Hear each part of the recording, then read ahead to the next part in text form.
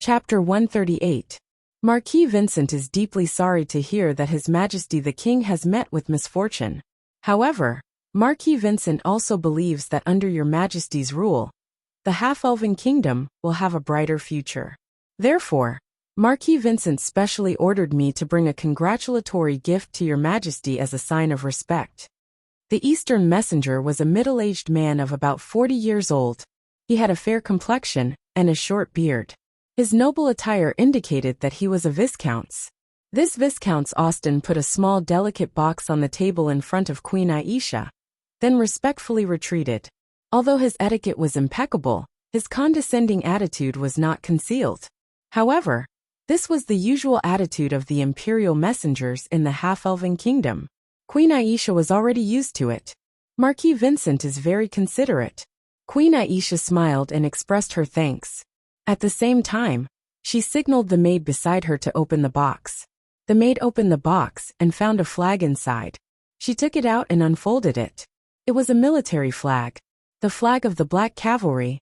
The flag was still stained with blood, and there were traces of burns on the lower left corner. Even if it was only a flag, it made Queen Aisha feel as if she could see the scene of the tragic battle in the Shadow Canyon. At the same time, anger rose from the bottom of her heart. Queen Aisha did not have much affection for the Black Cavalry, but she was thoroughly enraged by the Eastern messenger's arrogant attitude. The other side sent this flag over, clearly to say, the army of the northern frontier has already been destroyed by us. If you know what's good for you, then hurry up and follow us to the east. Viscount Austin still had the same expression. His face had an impeccable fake smile. His eyes were neither happy nor angry as he focused on Queen Aisha. Queen Aisha's face suddenly bloomed with a brilliant smile. She had already felt the malice from the Eastern messenger from the beginning. Now, she seriously looked at the other side and praised. I didn't expect Marquis Vincent to be so accomplished in the military at such a young age. Even the famous Black Cavalry was defeated by him. Truly a young hero. Viscount Austin smiled reservedly. Your Majesty is too kind. The Marquis Vincent was worried that the Black Cavalry would pose a threat to Silvermoon City, so he sent troops to ambush them. I didn't expect him to win so easily.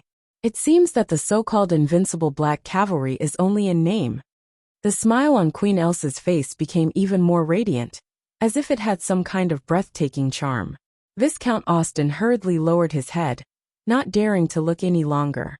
On behalf of the half-elves, I would like to thank the Marquis Vincent for helping Silvermoon City remove the Black Cavalry threat.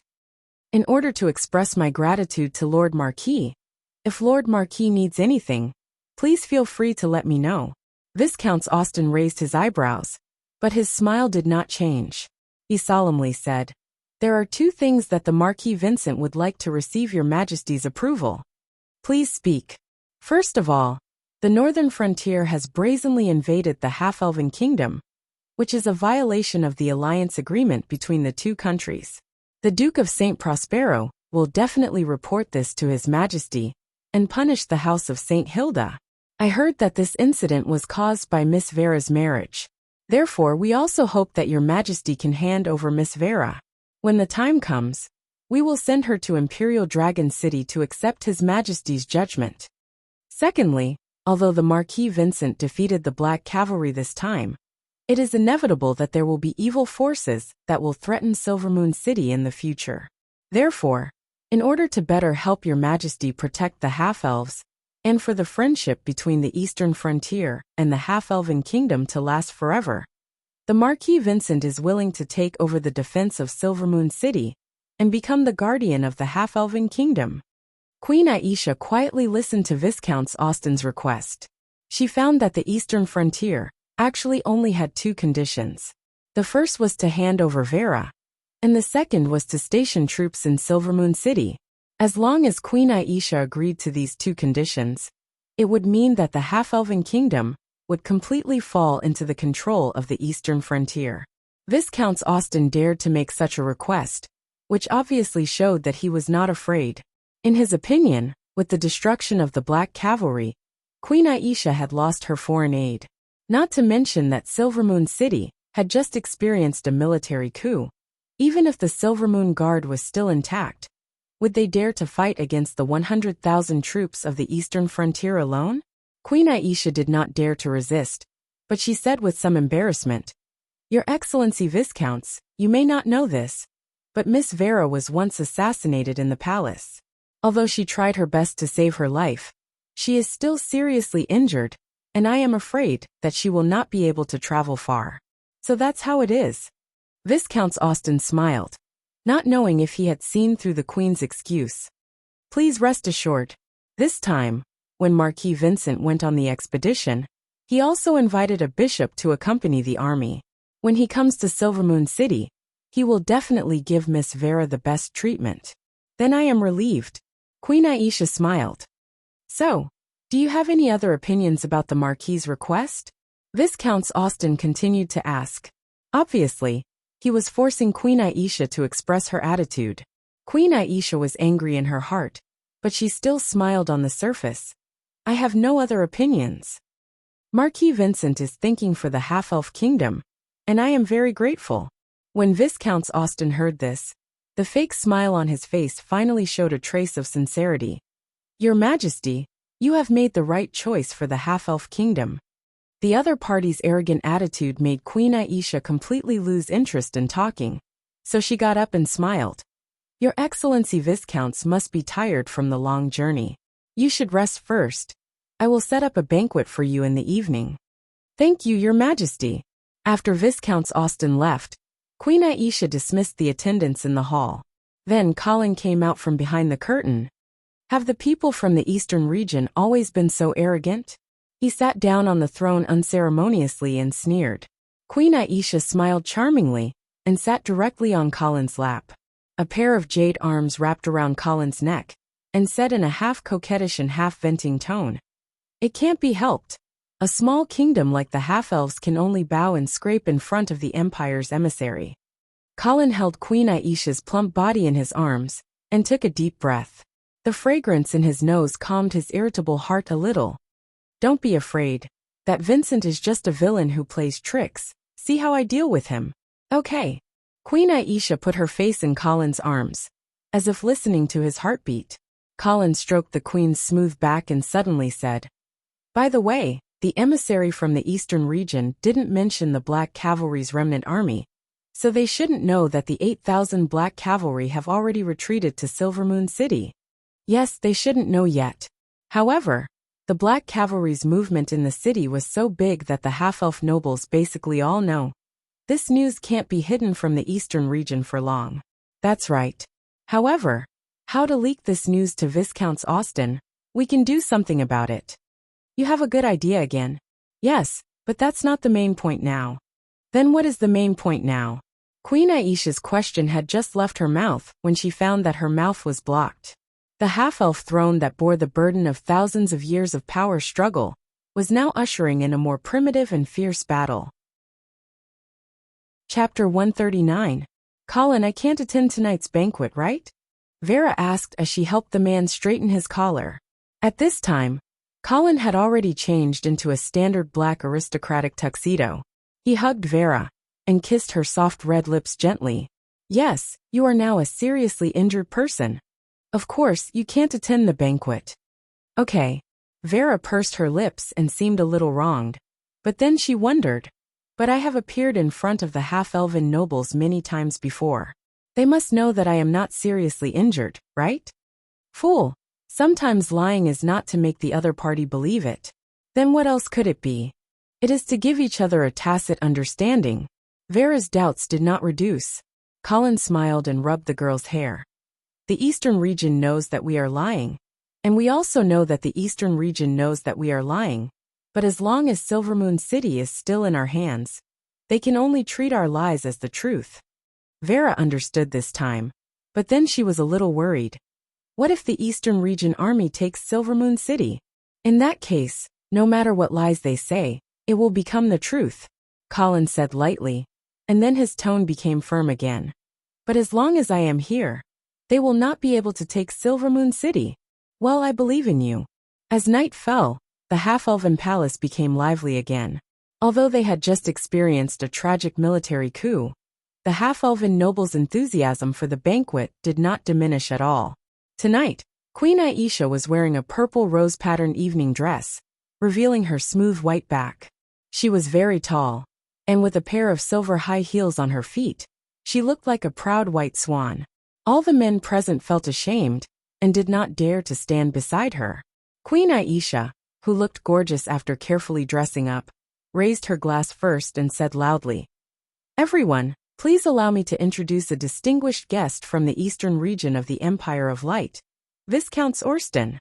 Warm applause immediately sounded. Viscount Austen looked around and bowed gracefully and calmly in return. Then, the Viscounts of the eastern region picked up a glass of champagne and said in a clear voice, "This time, I have come here on behalf of Marquis Vincent for the peace of Silvermoon City, for the friendship between the eastern region and the half-elf kingdom, and of course, for the glory of Queen Aisha. Let us toast to the everlasting peace and friendship, and to the eternal youth of Her Majesty the Queen. May our friendship last forever. May your Majesty remain young forever." The atmosphere of the banquet gradually warmed up. Queen Aisha led Colin to Austen Viscounts and introduced him with a smile. "Your Excellency Austen, please allow me to introduce you. This is His Excellency Viscount Angley from the northern frontier. Both of you are Viscounts of the Empire, so you must have a lot in common." Viscount Austen smiled and stretched out his hand to Colin. "Of course, I have heard a lot about Viscount Angley." Colin also smiled and shook hands with the other party, saying, "Oh, what kind of reputation have you heard?" "Of course, it is a good reputation. It is said that you once fought together with Marquis Garcia in the Sky Ice Field and defeated an army of 300,000 trolls." "Oh, that is all thanks to Marquis Garcia. I just happened to be there to join in the fun." "You are too modest." Viscount Austen's smile suddenly became a little ambiguous. "In addition, I also heard that you have a good relationship with Miss Vera." "Miss Vera is indeed someone I admire." Colin nodded and admitted, after all, he had proposed to her, so it would be meaningless to deny it again. "I wonder if Miss Vera's injury is serious this time?" "It is indeed a little serious. Although her life is not in danger, she still needs to rest in bed for a long time." "Hey, I heard that Miss Vera was injured because of an assassination. I wonder who is so bold." Viscount Austen's face was full of anger. "It is Prince Tup." "Prince Tup?" Viscount Austen was shocked. "Isn't that Miss Vera's fiancé?" "Yes. Then why?" "Because he found out that I am Vera's first man." Viscount Austen did not know what to say in the face of Colin's frankness. Before he came, of course, he had heard about what happened in Silvermoon City from the Earl of Avon. He also knew that the cause of everything was actually the body examination that happened in Queen Consort's bedroom. However, like everyone else, Viscount Austen also felt that Prince Tup's sudden killing was too strange. Now that he heard Colin admit to his secret relationship with Vera, the doubts in his heart grew stronger. "Viscount Angley, with all due respect, I actually find it hard to believe that Prince Tup knew about the affair between you and Vera and suddenly killed someone. This reason is too far-fetched." Colin smiled and suddenly lowered his voice. "Then do you want to know the real reason why Tup killed someone? What is it?" Viscount Austen leaned forward involuntarily and asked in a low voice. "That is because..." Colin moved closer to Viscount Austen's ear. "Tup was instructed by the Duke of St. Hilda to let Vera die in Half-Elven Palace." How is this possible?" Viscount Austen's eyes widened in disbelief. But looking at Colin's serious expression and Queen Aisha's approving gaze next to him, Viscount Austen calmed down and pondered carefully. Suddenly, he realized with a start that this might really be true. So, the Duke of St. Hilda wanted to get an excuse to enter the Half-Elven Kingdom. Yes. Colin's face was full of pain. "I really did not want to see Miss Vera die, so I risked my life to save her." "I see." Viscount Austen felt that the whole thing could be explained. But then he was puzzled again. Why did Colin tell him this? As if he could see the doubts in the Viscount Austen, Colin spoke again. "Your Excellency, I am telling you this because I hope you can understand that I am now going against the will of the Duke of St. Hilda to save Miss Vera. And the Black Cavalry, unfortunately, they were also destroyed in the Shadow Canyon. So, Now the Duke of St. Hilda's plan to plot against the half-elven kingdom has basically failed completely. I am worried. Are you worried that the Duke of St. Hilda will vent his anger on you? Viscount Austen felt that he finally understood Colin's plan. Yes. Colin nodded repeatedly. After hesitating for a moment, he whispered again. I don't know if you can help me pass a message to Marquis Vincent. Please speak. Colin gritted his teeth as if he had finally made up his mind. I want to pledge my loyalty to the House of St. Prospero. Chapter 140. Viscount Austen's scrutinizing gaze roamed Colin's body for a long time. However, he quickly put on a sincere smile and said, Viscount Angeli, you've made the right decision. The Duke of St. Prospero is a generous and benevolent lord, someone worthy of your loyalty. Colin seemed to finally heave a sigh of relief, hurriedly grasping the Viscount's hand and expressing his gratitude. The Viscount Austen looked at Colin, whose attitude had suddenly become incomparably flattering, and could not help but feel disdain. After a few more words, the Viscount Austen dismissed Colin.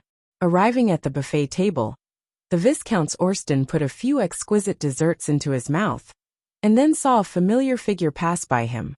Prince William. Oh, I'm sorry, it should be Duke Modwin now. William, who had just been conferred the title of Duke Modwin by Queen Aisha, hurriedly bowed to the Viscount Austen with a smile. The two of them had met a few times before, and could be considered acquaintances. Your Excellency Viscounts, welcome to Silvery Moon City again. Haha, I'm also considered an old guest of Silvery Moon City. It's just that every time I come, there's a huge change here, especially this time.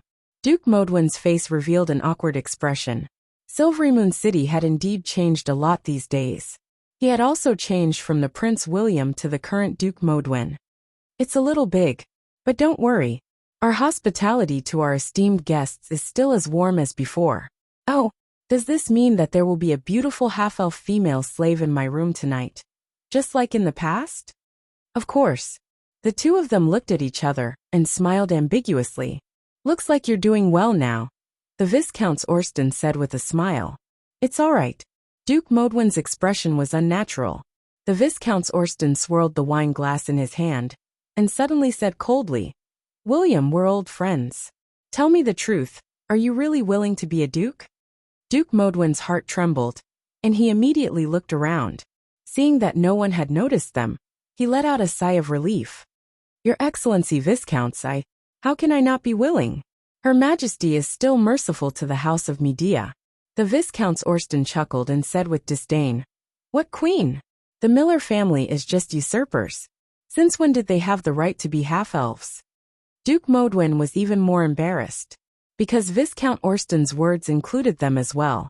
After all, to the former half-elf royal family, the Savoy family, the Mortawin family, were also usurpers. Looking at the silent Duke Modwin, the Viscount Austen already had a plan. He knew that William was also unwilling, but he did not dare to resist the pressure from the Miller family and the northern frontier. Thus he felt that he should provoke him again. William, Marquis Vincent told me before I came that the House of Medea is the House of St. Prospero's best partner, and the only family that has the right to control the half-elven kingdom. Duke Modwin suddenly raised his head and looked at the Viscount Austen with bright eyes. He opened his mouth to say something, but no words came out. The Viscount Austen was disappointed. He already knew that William was cowardly and stupid, but the House of Medea was already at this stage, and this guy was still the same. William, tell me, do you want to take back the throne that originally belonged to the House of Medea? At this point, Duke Modwin could no longer avoid the question. He finally nodded and said in a mosquito-like voice, Yes. Very good. The Viscount Austen smirked. Then tell me, what happened in Queen Consort's palace? Duke Modwin immediately recounted everything he knew in detail. The Viscount Austen was disappointed, because what Duke Modwin told him was the version he heard from the Earl of Avon, and it was not as convincing as Colin's version. What kind of person do you think Viscount Angeli is? The Viscount Austen asked again. He is smart, strong, and resourceful. Even Queen Aisha listens to him. Oh, is that so? Yes. Actually, It was Viscount Angley who asked me to give the throne to Aisha. The Viscount Orsten stroked his mustache and suddenly frowned. So Viscount Angley now has a lot of control over Silvery Moon City. Yes. You could even say that he is the true master of Silvery Moon City. Many half-elf nobles know that Her Majesty may not be able to solve any problems. But as long as Viscount Angley agrees, there will definitely be no obstacles. Is that so? The Viscount Orsten's expression became more serious. Why is Queen Aisha so obedient to him? Doesn't she know that the Black Cavalry has already been annihilated in the Shadow Canyon? Of course she knows. But Duke Modwin's words were hesitant. The Viscount Orsten reached out his right hand and pressed it on his shoulder, squeezing it hard, and said in a low voice, "William, don't worry. Marquis Vincent's army of 100,000 is about to arrive at Silvery Moon City. We will be your solid backing, so you don't have to be afraid of anything." Hearing about the army of 100,000, Duke Modwin's expression changed slightly. After a while, he seemed to have finally made up his mind, and said in a low voice, "Your Excellency Viscounts, there is actually a remnant of the Black Cavalry that escaped to Silvery Moon City. It is because of this military force that Viscount Angley became the true master of this city." The Viscount Orsten's eyes widened, and he hurriedly asked, "The remnant of the Black Cavalry? How did they get here? How many people are there?" "It is said that they came from the north of the Shadow Mountains. There are a total of 8,000 people." The Viscount Orsten narrowed his eyes, and he was a little confused. He actually knew that a portion of the Black Cavalry had not been sealed in the Shadow Canyon, and had successfully escaped. However, he had thought that the remnant of the Black Cavalry would definitely escape back to the northern frontier. He did not expect that they would still come to Silvery Moon City. Moreover, Colin had not mentioned the existence of this army to him. Thinking of this, the Viscount Orsten raised his head and looked in Colin's direction. There, Colin was chatting happily with Queen Aisha, and their attitudes were rather intimate. Pledging loyalty to the East? The Viscount Orsten laughed coldly as he muttered to himself. "But Viscount Angley, your loyalty seems to be reserved." "Your Excellency Viscounts, what did you say?" Duke Modwin asked carefully. "Nothing." The Viscount Orsten retracted his gaze, and no longer cared about Colin. Instead he smiled and said to Duke Modwin, "William, trust me. As long as the Marquis army reaches Silvery Moon City, all the conspiracies and schemes will vanish, and your House of Medea will once again ascend to the throne of the half-elves." Duke Modwin was so excited that his face turned red. He suppressed the ecstasy in his heart and said softly, "Thank you for the grace of the House of Saint Prospero. The House of Medea will always remember this." Chapter 141. As the night deepened, the banquet in the palace finally came to an end. After sending off the guests, Queen Aisha turned around and saw Duke Modwin standing in the shadows with a reserved expression. "Your Majesty, I have done as you requested." Queen Aisha smiled. "Very good. Then, Charlie." "William, you are my son, so Charlie is naturally my grandson. But this grandson is too naughty, so I have to help you discipline him. Charlie will be staying at my place for the next few days, so you don't have to worry." It was strange for Queen Aisha to call William, who was older than her, son, but it was the truth. Duke Modwin's face was bitter, but he did not dare to go against Queen Aisha's will. He could only nod and bow before leaving. "I didn't expect you to become a grandmother." Colin walked over and teased. Queen Aisha glanced at Colin flirtatiously and said, "Are you despising me for being old?" "Why would I? I even suspect that the elven bloodline in you is too thick, and you might become a long-lived species." Queen Aisha chuckled and shook her head. "Half-elves can't become long-lived species." Then, she stopped smiling and asked worriedly, "Is it really appropriate for you to let William do this? He's actually not very smart." "It's because he's not very smart that I chose him." Colin chuckled. "An honest man's lie is like a fish bone in a bowl of rice. It's hard to detect, but it can easily pierce your throat." Queen Aisha thought about it for a while before nodding in agreement. "Yes, it does make sense. Then what should we do next?" "Next, of course, is to open the city gates and welcome Marquis Vincent into Silvery Moon City." 3 days later, Viscount Austen left Silvery Moon City and came to Red Maple Manor. At this time, Red Maple Manor had been requisitioned by the Eastern Army and completely turned into a huge military camp. Viscount Austen walked all the way into the manor and saw Marquis Vincent enjoying his dinner in the dining room. "Marquis, Viscount Austen, you must be tired. Eat first." "Yes." The two of them quickly and elegantly finished their dinner. Then Marquis Vincent asked, "How was the trip to Silvery Moon City?" "On the surface, everything went well. Queen Aisha has agreed to two of your conditions, and even Viscount Angley has expressed his loyalty to the eastern border." "Oh." Vincent raised his eyebrows. Why did Viscount Angley betray the northern frontier? According to him, it was because he found out that the Duke of St. Hilda wanted to sacrifice Vera as an excuse to invade the half-elf kingdom. And Vera is Viscount Angley's beloved, so he resented the Duke of St. Hilda. Just because of a woman? Vincent asked suspiciously. Yes. Besides, this time, Vera did not die in the half-elven palace because of Viscount Angley. Obviously, he was worried that this would anger the Duke of St. Hilda, and even blame him for the failure of the northern frontier in the half-elf kingdom. Well, that makes sense. Marquis Vincent pondered, then asked, "Then why did you say that on the surface, everything went well?" "Because I found out that Viscount Angley is still hiding something from us." "What is he hiding?" "He hid the fact that there are still 8,000 Black Cavalry soldiers in Silvermoon City." "Black Cavalry?" Marquis Vincent suddenly sat up straight, his face solemn. Although they had just wiped out the main force of the Black Cavalry, Marquis Vincent was still traumatized by this terrifying army of the North. In the Shadow Canyon, the Skyhorse Legion had to pay twice the price to win the ambush, even though they had the terrain advantage. Marquis Vincent did not feel the slightest bit of joy at this result. Instead, he felt deeply humiliated and afraid. Therefore, he had chosen to continue leading the army to the north. He wanted to achieve a great victory in Silvermoon City, to wash away the humiliation of the Shadow Canyon. But he did not expect that there was still a troop of Black Cavalry soldiers in Silvermoon City. "Who told you this news?" "William Modawin." "You believe him?" "I know William. He wouldn't lie to me." "Also, I asked a few other half-elf nobles who are on good terms with the East. They all said that they saw a troop of Black Cavalry enter Silvermoon City." "What about Queen Aisha? What's her attitude?"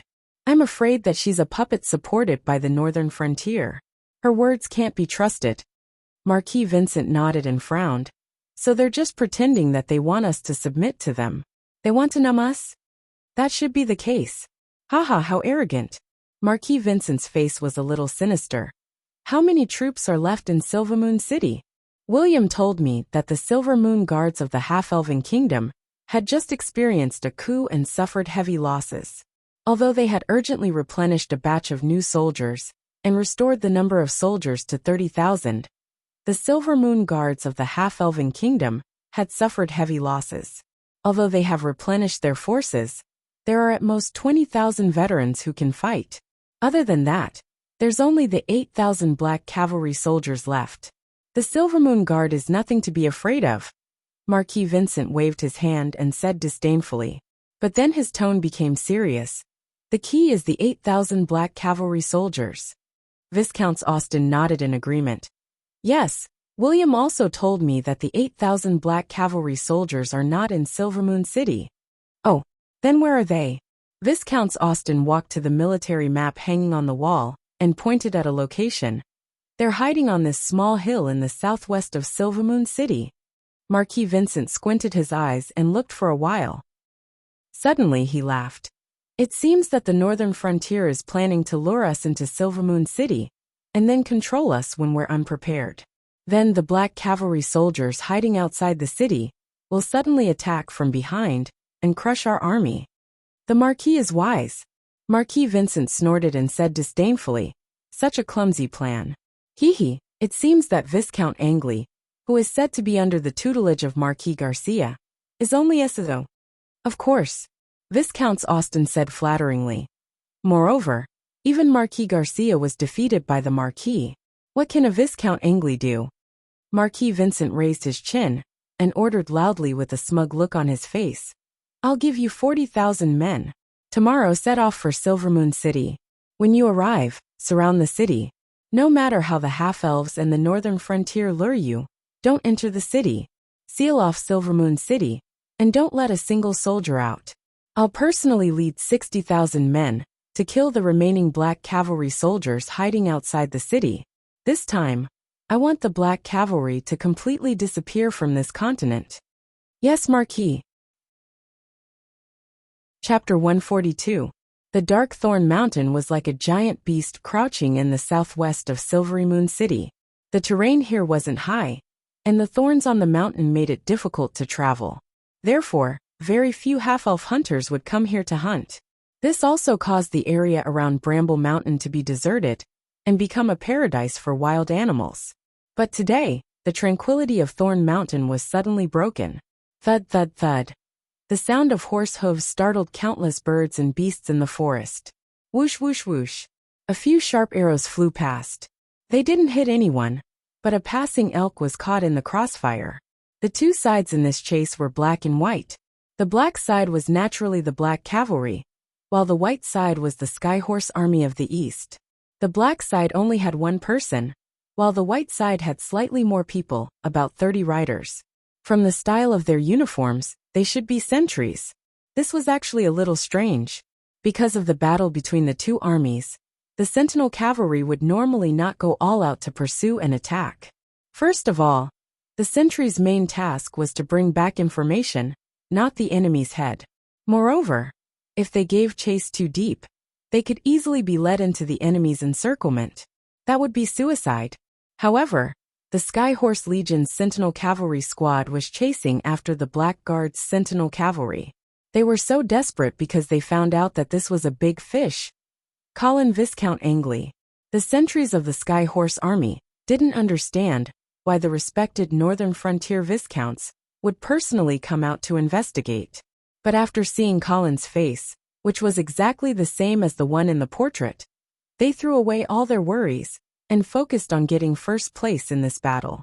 The mountain path was difficult, and there were thorns in the way. Both sides didn't push their speed to the limit. But after a while they were almost halfway up the mountain. There was some foam at the horse's mouth, and it looked like it could collapse at any time. Colin reached out to touch the horse's neck, and found that the warhorse under him was sweating profusely. It was obviously going to die soon. Half-elf warhorses really couldn't compare to the good horses of the northern frontier. Colin secretly ridiculed. At this moment, the warhorse under him suddenly staggered and rolled on the ground. The crisp sound of bones breaking was exceptionally ear-piercing. Colin, who was on the horse, was also thrown out, but he had already adjusted his posture in the air. When he landed, he rolled forward to reduce the impact, and then jumped up vigorously. Quick, catch him! The pursuing sentries of the eastern region immediately rushed forward, as if they had been injected with chicken blood. Colin calmly pulled out the blade of judgment from his waist and faced the dozen or so fast horses that were charging at him. He assumed a fighting posture. Boom! There was a loud bang. Judgment blade, burned with red flames, and a blinding golden holy light burst out. What followed was blood splattering everywhere, as if it was raining blood. As for the cavalryman who was charging towards Colin, he was split in half along with his horse. The blood and golden light gradually dissipated, and Colin's figure gradually appeared. At this time, he was already covered in blood, looking like a devil who had crawled out of hell. Colin licked the blood on his face, and was about to taunt the other side when he saw another cavalryman charging at him from the side. Boom! The blade of judgment turned into a red light and split the cavalryman in half. However, there was still a third, a fourth, a fifth. These sentries of the eastern region seemed to have gone crazy. They rushed towards Colin one after another, like moths to a flame. After slaughtering the 15th cavalryman, Colin saw the 16th cavalryman rushing towards him. Finally his face changed. The holy light emitted from the other side showed that the 16th cavalryman was a knight. At this time, Colin's arms were already numb from the previous crazy impact. He no longer dared to take the hit head-on. He quickly rolled on the ground to avoid the impact of the other side. At this time, he finally understood why a high-grade knight couldn't escape death when surrounded by an army. Just when Colin was thinking about whether to transform or not, The sound of hooves was heard again from the forest. Soon, more than a dozen black-armored cavalrymen appeared on the battlefield. Protect Viscount Angley. Seeing this, the sentries of the eastern region knew that they would not be able to catch this big fish today. They immediately turned their horses around and fled down the mountain. Sir Viscounts, are you okay? I'm fine. Colin put away his sword and shouted to the cavalrymen who tried to chase. Don't chase, let them escape. Yes, sir. A large number of Eastern Region troops have gathered at the foot of the mountain. We have been surrounded. Do you want to break out immediately? Colin touched the blood on his face and shook his head. No, it's not time yet. Yes. Colin looked at the other side's young but determined face and suddenly asked, What's wrong? Are you afraid? The sentries of the Black Cavalry decisively shook their head. Sir, the Black Cavalry is never afraid of battle. Colin raised his eyebrows. Even if it's a fight to the death, you're not afraid? Not afraid. The young sentries of the Black Cavalry straightened their chest with a natural look. Colin stared at the other side's eyes, and then looked around. He found that there was no trace of fear in the eyes of the Black Cavalry soldiers. His mood suddenly became very complicated. After hesitating for a moment, he whispered, You will really die in this battle. Bang! The sentries of the Black Cavalry heavily patted their chest armor and shouted, As long as we can take revenge for the Shadow Canyon, we will die without regrets. Die without regrets. Die without regrets. Looking at the impassioned faces in front of him, Colin suddenly felt something surging in his heart. Perhaps this was the real reason why the Black Guards were undefeatable and invincible. Colin took a deep breath and solemnly clasped his right hand on his chest. He saluted the crowd and loudly said, I promise you that I will fight with you until the last moment. Moreover, this army of the Eastern Region will be destroyed in the Half-Elven Kingdom. At the foot of Thorn Mountain, in the Sky Horse Legion's camp, a knight quickly walked into the temporary command post and hurriedly saluted. Sir Marquis, I have found Viscount Angley's traces in Thorn Mountain. Marquis Vincent's eyes lit up. Are you sure? Yes, I have fought with him before. Good. Marquis Vincent excitedly slammed the table, stood up, and walked back and forth in the tent. Combining the information of the other sentries, there was indeed an army of more than 8,000 hidden in Thorn Mountain. Now that he had found traces of Colin, Marquis Vincent could basically confirm that the remnants of the Black Cavalry were hiding in this mountain. Haha, this Colin Angley is really stupid. He actually hid his army in such a dangerous place. Moreover, he lacks the courage to make a decision. If he had decisively led his army out earlier, perhaps some of them could have escaped. Unfortunately, the net is already set. He can't escape even if he wants to. After a while, he stood still and ordered, Pass down my orders. Defend the foot of the mountain. Don't let any of the Black Cavalry escape. Also have the soldiers cut down trees and collect weeds. Tomorrow morning, I will burn down this mountain. Yes. Chapter 143. When the sun bloomed again, thick smoke suddenly rose from the Thorn Mountain. It was the end of autumn and the beginning of winter. The weather was dry, and the dead leaves and branches on the mountain made the fire unstoppable. Looking down from the sky, at this time, at the foot of the Thorn Mountain, a fire dragon had risen and was spreading at an extremely fast speed. People who had experienced a fire would understand that the fire was indeed terrible. But what was more terrible was the thick smoke caused by the fire. It was the real culprit with the most destructive power. As the fire and smoke continued to rush to the top of the mountain, screams, neighs, and shouts finally made the Thorn Mountain boil. The army on the mountain could no longer continue to hide. Without the command of the officer, they immediately rushed down the mountain. At the foot of the mountain, the Sky Horse Legion had been waiting for a long time. But when the first soldier rushed out of the fire, the soldiers of the Eastern Region were stunned to find that the other side was not wearing the military uniform of the Black Cavalry. In fact, he was not even human. He was a half-elf. As more and more half-elf soldiers rushed down the mountain, the soldiers of the Eastern Region were confused. Wasn't it said that the Black Cavalry was hiding on the Thorn Mountain? How come all the soldiers rushing out were half-elves? However, although the soldiers of the Eastern Region were puzzled, their hands did not slow down. They immediately shot arrows at the half-elves who were rolling on the ground. The transmission of information on the battlefield was always a bit delayed. At this time, the soldiers of the eastern region did not realize the seriousness of the problem. Most of them were still thinking, maybe the black cavalry rushed out from another direction. However, what they did not know was that almost all the soldiers rushing down from the Thorn Mountain were half-elves. The word almost was because there was only one group of black cavalry rushing out from the foot of the mountain in the southwest. There were not many of them, only 100. But this already made the soldiers of the eastern region very excited. Not to mention, there was a big fish in this group of black cavalry. That is Colin Angeli. Quick, don't let him escape. Colin led a group of black cavalry at this time, like a tiger rushing down the mountain, with an indomitable momentum, crashed into the Sky Horse Legion's position. Bang! Blood splattered everywhere, and severed limbs flew everywhere. This confrontation had just begun, but it had already entered the most desperate stage. However, the black cavalry were too few in number. Although they had broken through the Sky Horse Legion's defensive line, most of them were trapped in the enemy's position. Only a few cavalrymen followed behind Colin and stubbornly rushed out. Quick, inform the cavalry to pursue.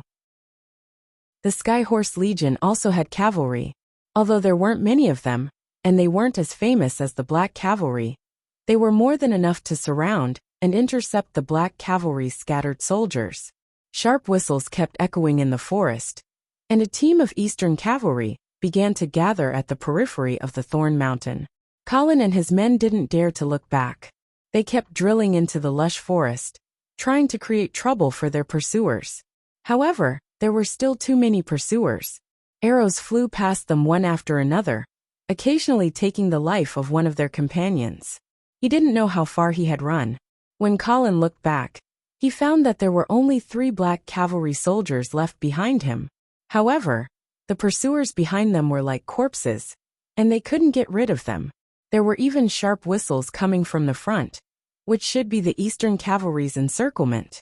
Facing this desperate situation, the last 3 black cavalry soldiers exchanged glances with each other, and suddenly stopped their horses.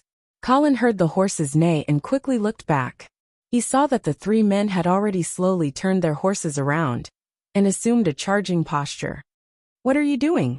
Sir Viscounts, we are helping you block the pursuers. Nay, Colin also immediately stopped his horse, and turned back to the 3 men. Lord Viscount, you have to run. Colin shook his head. I promised you that I would fight with you until the last moment. Sir Viscounts, don't say any more. I just hope that you don't hate me for bringing you to this place of death. No, Sir Viscounts, we are willing to do this. As long as your plan can be carried out smoothly, as long as the Shadow Canyon can be avenged, any price we pay is worth it. Colin didn't know what to say at this time. Taking a deep breath, he quickly pulled out his sword and roared. Don't worry, they will all die. With Colin's roar, the 4 men and 4 horses rushed toward the hundreds of Eastern cavalry soldiers. Heroes are respectable, but heroes are not invincible. Soon, of the 4 heroes, only Colin was left standing alone in the encirclement of hundreds of Eastern cavalry soldiers. Viscount Angley, put down your weapon, kneel down and surrender. According to the aristocratic law, we will give you preferential treatment. You can also write a letter back to the Angeli family and ask them to bring enough gold coins to redeem you. The leader of the Eastern cavalry shouted at Colin, with an unconcealable pride on his face. But soon his face changed, because Colin didn't pay attention to his persuasion. Instead, he indifferently pulled out the arrows that were stuck in his body one by one. The Eastern cavalry frowned. The other side's irreverent attitude obviously made him unhappy. Viscount Angley, don't make a futile struggle. You have lost this battle. We lost. Colin finally spoke. There was no fear or loss in his voice. So you think you have won? The Eastern cavalry was speechless for a while, thinking that the young viscounts in front of him didn't have a brain damaged by smoke. How could he ask such a stupid question? Colin had pulled out all the arrows in his body. He then pointed to the 3 black cavalry soldiers' bodies at his feet and asked, with these brave warriors, how can you win? The Eastern cavalry snorted and strode forward, ready to wake up the northern frontier viscounts, who was still intoxicated in his own fantasy and couldn't recognize reality. But as he approached Colin step by step, he found that the other side's momentum was rising rapidly. It even gave him the illusion that the other side's body was rapidly growing taller. However, this was not an illusion. Colin was really growing taller. Gotcha! The original armor could no longer accommodate the expanding body, and it was instantly torn apart. The Eastern cavalry was stunned to see the sudden appearance of the little giant in front of him. For a moment he even forgot to escape. Did you win? Colin opened his bloody mouth and roared as he smashed his fist down. Bang! In an instant, the Eastern cavalry was completely smashed into a meat paste. Devil! Devil! The rest of the Eastern cavalry was suddenly scared. It wasn't until Colin flapped his huge bat wings and arrived in front of them that they realized that they had to run away. However, how could those running on the ground be faster than those flying in the sky?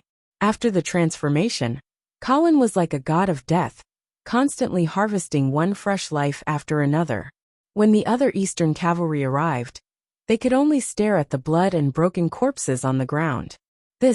What just happened here? A massacre? Chapter 144. Missing? What do you mean missing? Didn't you just report that you found his tracks? Marquis Vincent shouted at the messenger in front of him in the temporary command center of the Sky Horse Legion. I did. But now, I can't find him. Trash. Keep looking for him. If he's alive, I want to see him. If he's dead, I want to see his corpse. Colin Angeli is a living person. Do you think he can fly away? Yes. After the messenger left in a hurry, Marquis Vincent picked up the cup and took a sip. But it was scalded. He was so angry that he smashed the cup on the ground and shouted, Who prepared the tea? Do you want to burn me to death? A squire next to him trembled and knelt on the ground, begging for mercy. A sword flashed, and the poor guy's head was chopped off by Marquis Vincent. Looking at the blood on the ground, Marquis Vincent finally vented some of his anger. Putting away his sword, Marquis Vincent returned to the military map and remained silent. The attendants and other officers in the command center didn't dare to make a sound, fearing that the Marquis would take his anger out on them. Before the battle, Marquis Vincent could be said to have a card up his sleeve, but when more and more half-elves rushed down from the Thorn Mountain instead of the Black Cavalry, Marquis Vincent's temper became irritable. Everyone began to have the same thought. Are we being played by the northern frontier? After an unknown amount of time, the battle cries outside gradually subsided. An Eastern knight strode into the command post and reported, Sir Marquis, the battle is over. This time, our army has won a great victory. We killed more than 2,000 half-elves and captured more than 4,000 half-elves. In addition, more than 3,000 burnt corpses were found on Bramble Mountain. They were all half-elves? Yes, they were all half-elves. As for the humans, there were only about 100 of them. Judging from their equipment, they should be Black Cavalry. When they tried to break out of the encirclement, they were all killed by our army. What about Colin Angeli? We haven't found him yet. Marquis Vincent didn't say anything. The tent fell into an unbearable silence once more. It was reasonable to say that the Eastern region had indeed won the battle at Thorn Mountain, but now, none of them dared to show the joy of a victor. After a long while, Marquis Vincent finally spoke again. His tone was no longer as smug as before the battle. So we've been deceived. It's not the Black Cavalry hiding in Thorn Mountain, but the half-elven army? Yes. Where is the real Black Cavalry now? Marquis Vincent muttered to himself. An officer whispered, Sir, could the Black Cavalry be hiding in Silvermoon City? Silvermoon City. Marquis Vincent's face suddenly changed as he shouted anxiously. Quickly inform Austin, and have him lead the army back. Lord Viscount Austin, Her Majesty the Queen has invited you and Marquis Vincent into the city to rest. Isn't Her Majesty the Queen going to personally welcome Marquis Vincent? Isn't that a little rude? The half-elven messenger paused for a moment before he smiled and explained. Lord Viscounts, Her Majesty the Queen is not feeling well today, so she can't go out. I hope you can understand. Viscount Austin sneered. Then let Viscount Angley come out to welcome us. We don't have the right to ask Viscount Angley to do anything. Humph. Go back and tell Viscount Angley that I will wait for him outside the city until noon. If he doesn't bring Vera out to welcome Marquis Vincent after noon, then don't blame me for breaking into Silvermoon City and capturing him and Vera. The half-elven messenger's eyes widened. He didn't expect Viscount Austin to suddenly turn hostile. Lord Viscounts, why are you doing this? Viscount Austin waved his hand impatiently and scolded. All right, I'm too lazy to talk to you. Go back to the city immediately and pass my words to Viscount Angley. Also, tell Her Majesty the Queen that it's best to see the current situation clearly. Don't let this beautiful garden become a ruin. The half-elven messenger looked at Viscount Austin's frosty face and broke out in cold sweat. He hurriedly bid farewell and left. Looking at the other party's wretched back, Viscount Austin snorted in disdain and ordered, Pass down my orders, prepare to attack the city. Yes. Once the order was given, the 40,000 soldiers of the Skyhorse Army immediately sprang into action. Very quickly, they surrounded Silvermoon City so tightly that not even a drop of water could escape. Generally speaking, sieges focused on encircling 3 sides and blocking one. However, Viscount Austin surrounded Silvermoon City on all sides. This was undoubtedly a form of contempt. In the eyes of the eastern region, the half-elven army wouldn't be much of a threat, even if they were forced into a dead end. The only thing that could pose a threat to the Sky Horse Legion was the remnants of the Black Cavalry Army. Viscount Austin turned his head and looked towards the southwest of Silvermoon City.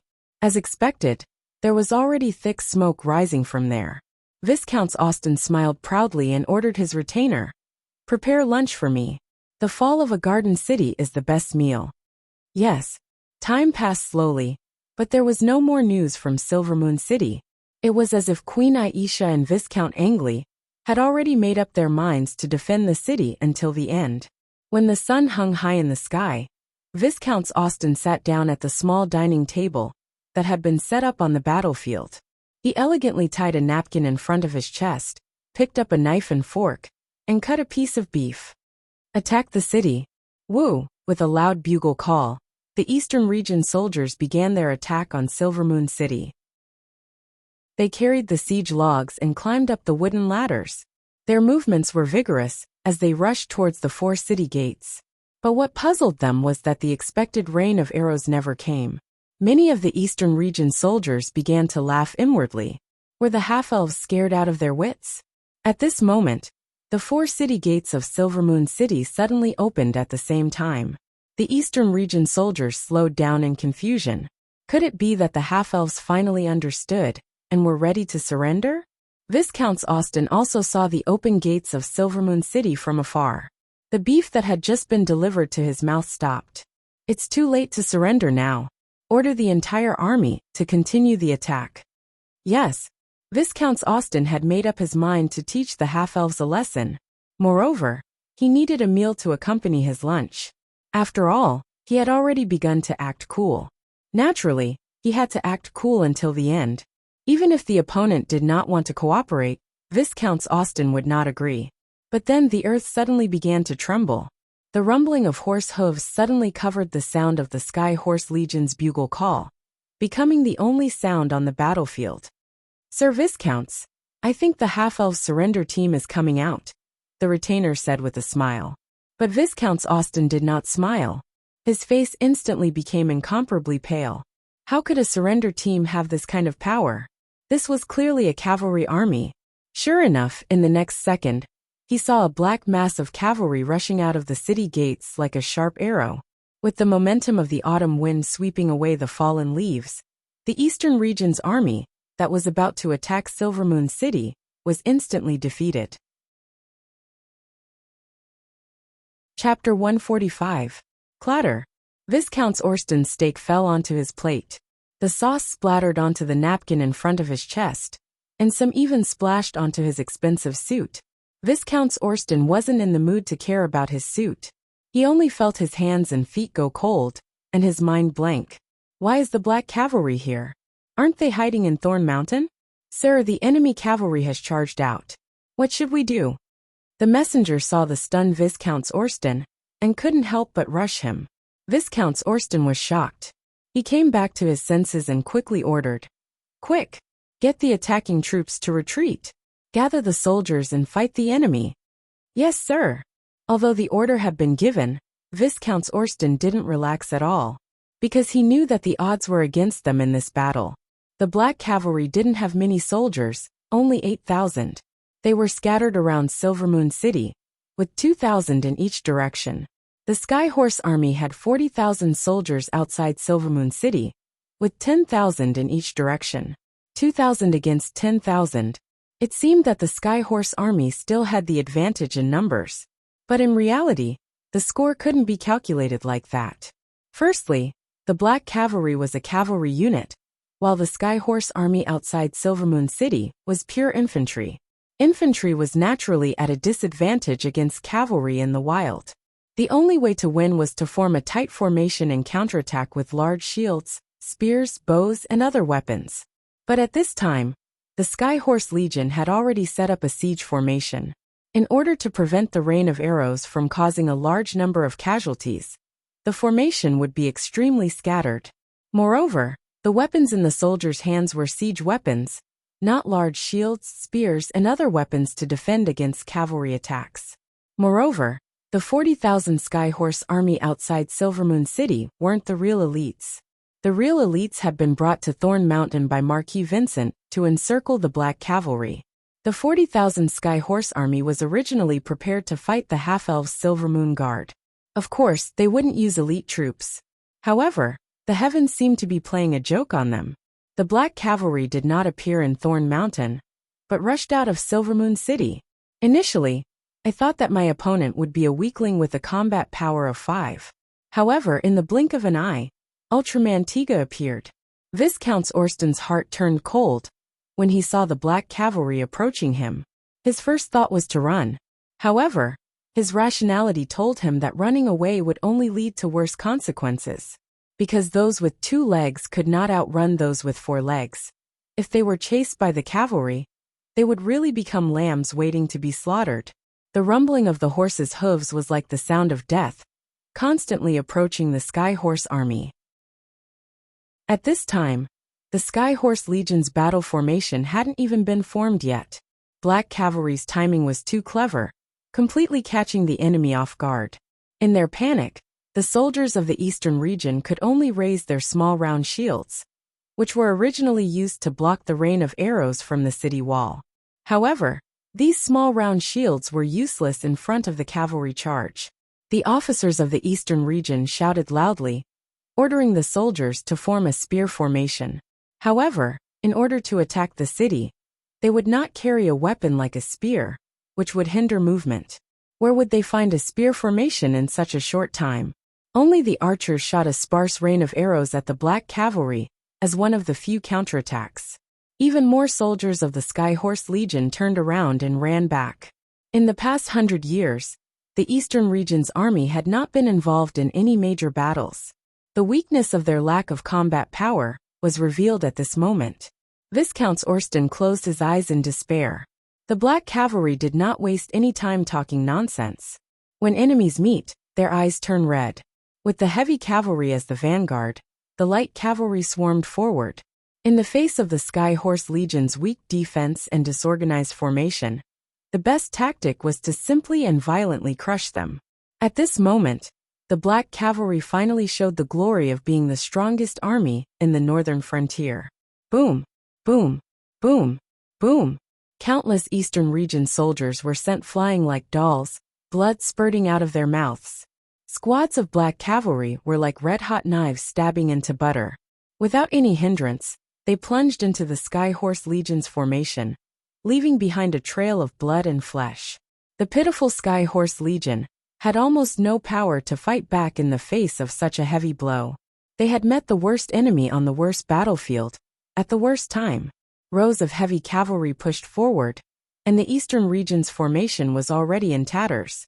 The light cavalry then charged forward, like a black flood that covered the mountains and plains, completely drowning the Skyhorse Army outside Silvermoon City. Viscount Orsten opened his eyes again, and saw his own formation being destroyed by the black cavalry. "Sir Viscounts, please leave." Hearing his squire's urging, Viscount Orsten finally came back to his senses and stood up from the table in a flurry. In his panic, the sumptuous lunch was knocked over to the ground. "Yes, I must leave quickly. I must report the Northern Frontier's conspiracy to the Marquis." As if he had found a reason to escape, Viscount Orsten scrambled onto his warhorse, then decisively abandoned the army and fled. His escape immediately fell into the eyes of the Skyhorse Legion soldiers. When they saw their commander, who even forgot to take off the napkin in front of his chest, and fled on horseback, they completely collapsed. Spreading panic wantonly, the Skyhorse Legion instantly became sheep fleeing in all directions. Thus their fates were sealed. The Black Cavalry would not show them any mercy. They would not accept surrender or captives. The hatred of the Shadow Canyon could only be washed away with blood. Kill. Revenge. At this point, Knight Roger was already covered in blood, but he still held his sword up high and roared loudly. Amidst the galloping of thousands of horses, his voice appeared to be a little weak. However, it still caused the Black Guards under his command to roar wildly. Their voices were like waves that spread from the front to the back. Very soon, it resounded throughout the entire battlefield. Revenge! Revenge! The battle cries pierced the sky, even covering the rumbling of the horses' hooves. The valiant Northern Frontier Cavalry had transformed into a group of vengeful envoys, raising their shining steel swords and shouting wildly, venting their long-suppressed hatred. Blood splattered like rain, and heads were thrown everywhere.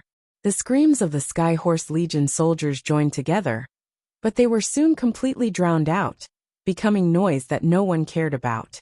Unable to fight, unable to escape, countless despairing Eastern Frontier soldiers could only put down their weapons and kneel down to surrender. But this still did not earn the mercy of the Black Cavalry. These black-armored cavalrymen had now become cold-blooded demons, unwilling to stop the frenzy of killing. Swathes of Eastern Frontier soldiers fell to the ground like wheat. Patches of emptiness appeared in the Skyhorse Legion's formation. Blood flowed wantonly, and life disappeared in an instant. In the end, the black tide completely submerged the suburbs of Silvermoon City. A massacre had begun. Chapter 146. At the foot of Thorn Mountain, Skyhorse Legion's camp. In the temporary command post, the atmosphere was so tense that it was suffocating. Viscount Orsten knelt on the ground with his head lowered, looking pathetic. He finally remembered to take off the napkin in front of his chest, but there was still some sauce on his dress. However, there was only sauce. There was no blood. It was hard to believe that he had escaped from the battlefield. Instead, he looked more like he had just returned from a failed fight. Viscount Orsten regretted it now. He should have stained his clothes with blood. It would have been better if he had injured himself. Just as he was letting his imagination run wild, Marquis Vincent finally moved. After suffering a series of setbacks, the Marquis of the Eastern Region's temper had become more and more unpredictable. They thought that he would be furious after hearing the news of the 40,000 soldiers being annihilated.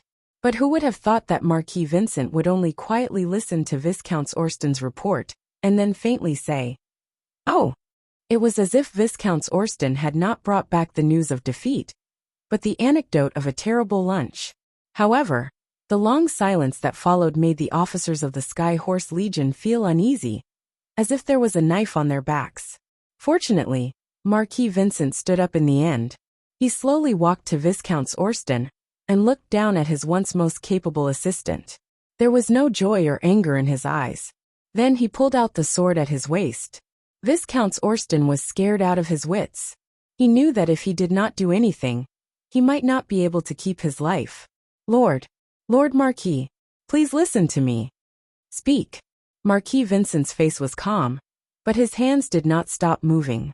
Just as the long sword was about to cut his neck, Viscount Orsten hurriedly shouted, "Lord Marquis, I have a way to help you take down Silvermoon City. Please give me a chance to redeem myself." The longsword finally stopped. Marquis Vincent looked at Viscount Orsten, who was covered in cold sweat, and asked faintly, "What way?" Viscount Orsten let out a long breath. He suddenly felt that his pants were a little wet. However, he quickly reined in his thoughts. Viscount Orsten knew that this was his only chance. If he couldn't answer this question properly, he would definitely lose his life.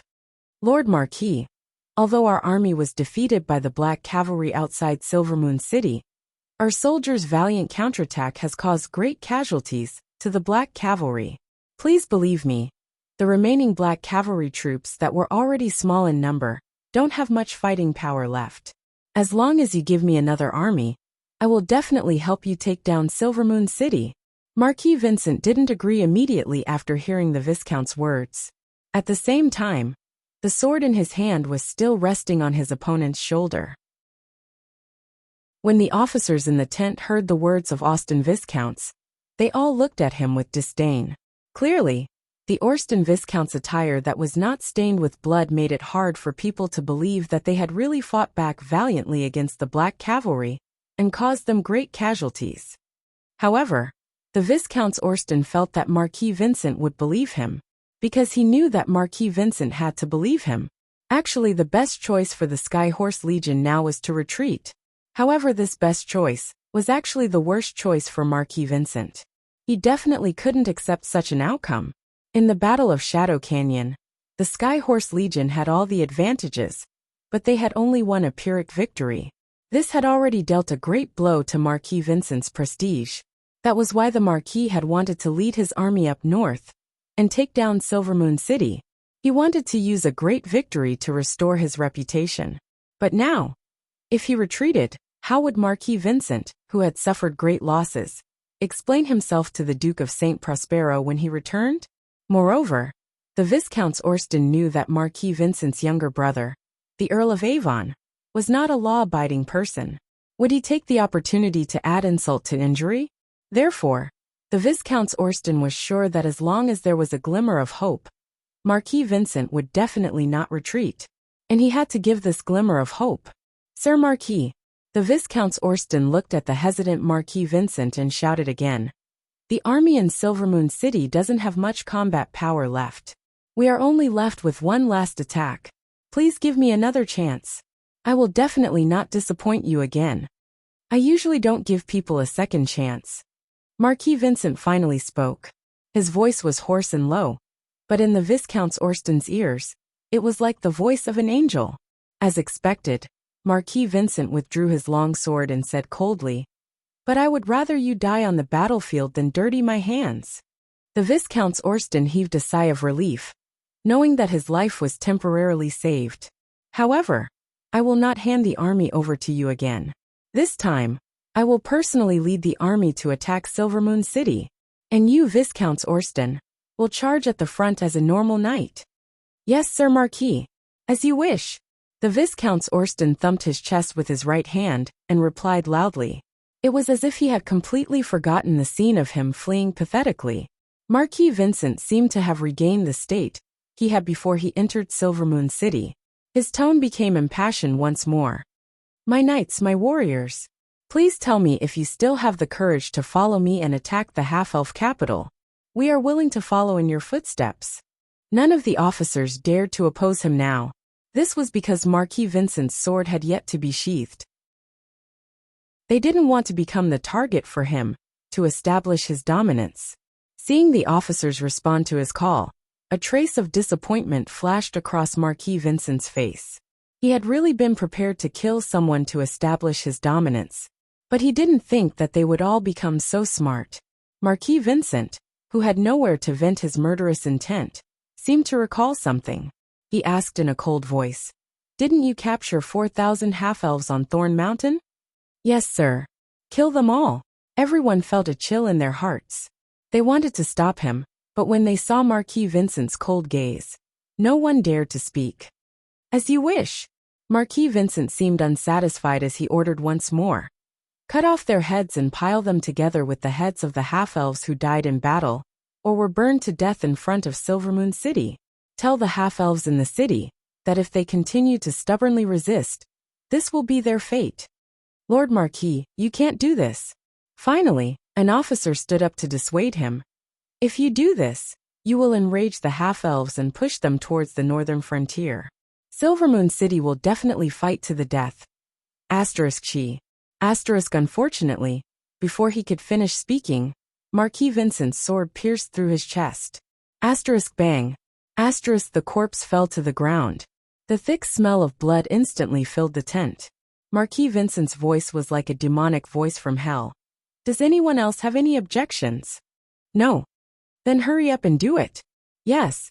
Viscount Austin, who was kneeling on the ground, felt his entire body turn cold, but he didn't dare to make a sound.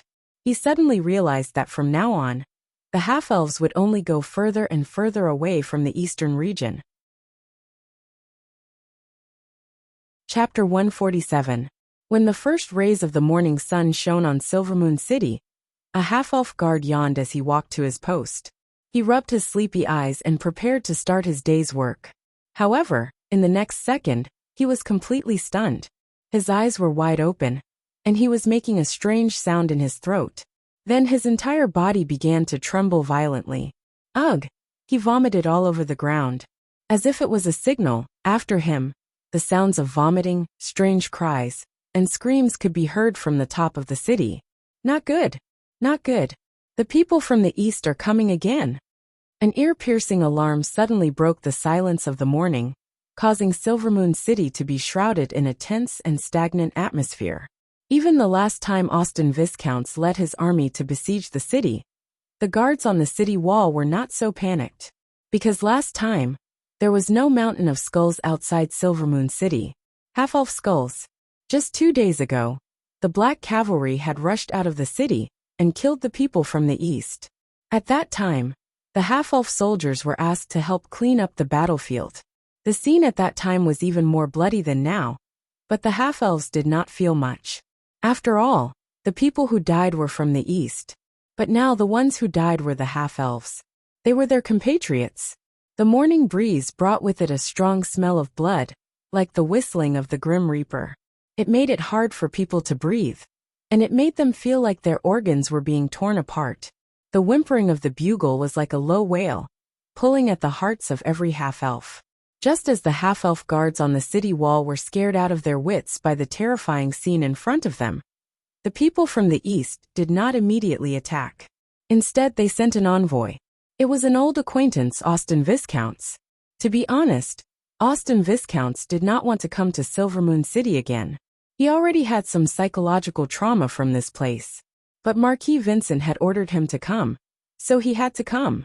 Austin Viscounts saw Queen Aisha on the city wall. At that time, she was looking at the pile of half-elf skulls outside the city, lost in thought. Your Majesty, what you are seeing now is Marquis Vincent's warning to you. The Marquis came to Silvermoon City with the hope of peace, but I didn't expect you to not cherish this goodwill. Therefore, the Marquis was very angry. However, Lord Marquis also said that as long as you are willing to change your mind and pull back from the precipice, then his goodwill will still be preserved for you. Queen Aisha was still staring blankly outside the city, as if she did not hear the warning from the Viscounts of Orston. Viscounts Aston thought that the young queen was frightened, and immediately felt disdain. Just as he was about to speak again, he heard the other party say leisurely, Viscounts Orston, do you know how to cultivate a beautiful blood rose? Blood rose. Viscounts Orston was stunned, clearly not expecting Queen Aisha to suddenly ask such an irrelevant question. He shook his head. I'm sorry, Your Majesty. I don't know how to grow flowers. Queen Aisha suddenly looked back and smiled. Her flirtatious look in that instant stunned the Viscounts of Orston. To cultivate the best blood rose, you need fresh blood and skulls. Viscounts Orston frowned. He suddenly felt that he could not understand this beautiful half-elf queen. Just as he did not know how to respond to the queen's words, Colin walked over and smiled. The queen means that you can scram now. Viscounts Orston's face turned ashen. He said angrily, Viscount Angley, you despicable fellow. If you didn't trick me last time, do you really think I would have lost to you? Just you wait this time, Lord Marquis. Viscounts Orston. Queen Aisha interrupted him. You can scram now. Your Majesty, don't listen to this northern frontier's slanderous words. He will only lead the half-elf kingdom into the abyss of despair. Queen Aisha turned around and looked sharply at Viscounts Orston. She said word by word. Please go back and tell Marquis Vincent that the half-elves have their own choices. No one can make us submit. Viscount Orston wanted to persuade her again, but seeing Colin's unfriendly gaze, he hurriedly bowed and ran away. Colin held the battlements and took a deep breath of the bloody air. He sighed. I'm sorry to have made you sacrifice so many of your people. Queen Aisha shook her head. You don't have to feel guilty. How can there be no sacrifices in war? Also, I actually feel that the half-elves should be thanking you. Oh, why are you thanking me? Colin was puzzled. Although Aisha was his blood descendant and had been brainwashed, she shouldn't have become his brainless fan, right? Queen Elsa was bathed in the soft light of dawn. Her whole body seemed to be covered by a faint halo, making her look mysterious and beautiful. She said in a low and powerful tone, You're right. The half-elves have been living a leisurely life under the wings of the Radiant Empire for too long. Most of our people have already forgotten how cruel the outside world is. They have also forgotten that no amount of money can buy peace, let alone respect. They have also forgotten that only swords and blood can win us the right to survive in this world. Therefore, the half-elves need to make this sacrifice. Only the blood and heads of our brethren can let the half-elves see the truth of the world and awaken the bravery in their hearts. Colin suddenly turned his head and looked at the half-elven queen beside him. The morning light outlined her beautiful side profile, but in Colin's eyes, it was filled with strength and determination. I remember that your Miller family's emblem is thorns, right? Yes, bloodstained thorns. Queen Aisha also turned her head and looked into the eyes of the man beside her. She said the Miller family's language word by word. Only bloodstained thorns can stop the enemy. Colin looked at Queen Aisha's deep blue eyes and suddenly smiled. His smile was full of undisguised appreciation. I finally believe that you are the king that the half-elves yearn for even in their dreams. Queen Aisha also smiled and suddenly asked a rather critical question. Aren't you worried that an awakened half-elven kingdom will be out of your control? Colin immediately laughed loudly. Control? No, no, no. Compared to a weak slave that can be controlled, I hope to have a strong partner that can cooperate with me. Queen Aisha also smiled. Her perfect smile seemed to have completely dissipated the tension in the air. She gathered her skirt, bent her knees and bowed her head. She solemnly bowed to Colin and said softly, Master Colin, I will always be your most loyal subordinate and most sincere partner. Colin smiled and helped Queen Elsa up. He leaned close to her ear and said in a low voice, Don't worry. Since you want to awaken the bravery in your people, do you dare to play a big game with me? A blush quickly appeared on Queen Aisha's white and flawless cheeks. She obediently nodded and eagerly said, Of course. Chapter 148. The early winter in Silvermoon City was already quite cold. The cold wind that blew from time to time brought up a large amount of dust that covered the sky. This garden city, that was once carefully cared for by the gnomes, had not been properly cleaned for a long time. Since the coup half a month ago, the dark clouds of war had been hanging over Silvermoon City, making the citizens feel suffocated. Now this depression seemed to have reached its peak. Even the gnomes who had always been resigned to it couldn't help but want to vent their inner fear and depression. Although the mountain of heads outside the city made many gnomes panic, it also ignited the anger in the hearts of the gnomes. Marquis Vincent's actions completely tore apart the hypocritical veil of the Eastern Army, revealing their bloody true face to the gnomes. At the same time, a rumor spread through Silvermoon City at an astonishing speed. The Eastern Army was going to massacre the city. Since the birth of this race, they believed in relying on the strong, and believed that money could be exchanged for protection. At this moment, they finally felt the fear of their race being exterminated. Just as the gnomes were panicked, confused, and angry, another piece of news suddenly spread. Queen Aisha was about to give a public speech in the city's central square. As if they had found their backbone, the gnomes of Silvermoon City all rushed to the central square, looking forward to their queen leading them out of this crisis. It was already noon, and the central square had long been packed to the brim. A high platform was temporarily set up in the center of the square. Under the expectant gazes of the crowd, Queen Aisha finally slowly stepped onto the platform. Wearing the exclusive dress of the Gnome Queen, Aisha Miller looked so beautiful and elegant, but also so dignified. At this moment, she seemed to be the incarnation of the goddess of fate. The gnomes gathered in the square seemed to be moved by this perfect figure. They all held their breaths, looking forward to their salvation. My people. Queen Aisha opened her mouth. Her beautiful face was filled with determination and calmness. That cold and inviolable expression seemed to indicate that no one could make her lower her proud head. I know that you are afraid and fearful. However, the enemy will not pity us because of our fear and fear. On the contrary, this will only make them raise their butcher's knife without hesitation. War had no room for fear and terror, let alone tears and begging. The only thing that can instill fear in our enemies is the sharp sword in our hands. Half-elves couldn't rely on the protection of others forever. Only a powerful army, brave warriors who were not afraid of sacrifice, and a belief that they would never give up, were the true backbone of the half-elf race. In the face of the threat and intimidation of the enemy, we will never surrender, never yield. We will fight to the end. Please take up arms and join me. The battle took place at the top of Silvermoon City's walls. Battles were taking place on every street and in every house. Fighting in front of the Church of the God of Light. Fighting under the gaze of the Goddess of Fate. We will never surrender. Even if Silvermoon City is occupied by the enemy, we will continue to fight in every inch of the half-elf kingdom, until the benevolent and just God, moved by our unyielding faith, sends down his power to save this race worthy of his great grace. Whoosh! Queen Aisha's speech was like a spark falling into a pile of firewood, instantly igniting the anger that the gnomes had suppressed for a long time. In an instant, the entire central square boiled with excitement. The gnomes who had fallen into a frenzy seemed to want to vent all the anger and suppression in their hearts. Their shouts gathered together into a firm slogan. Fight to the end. We will never yield. Fight to the end. We will never yield. Fight to the end.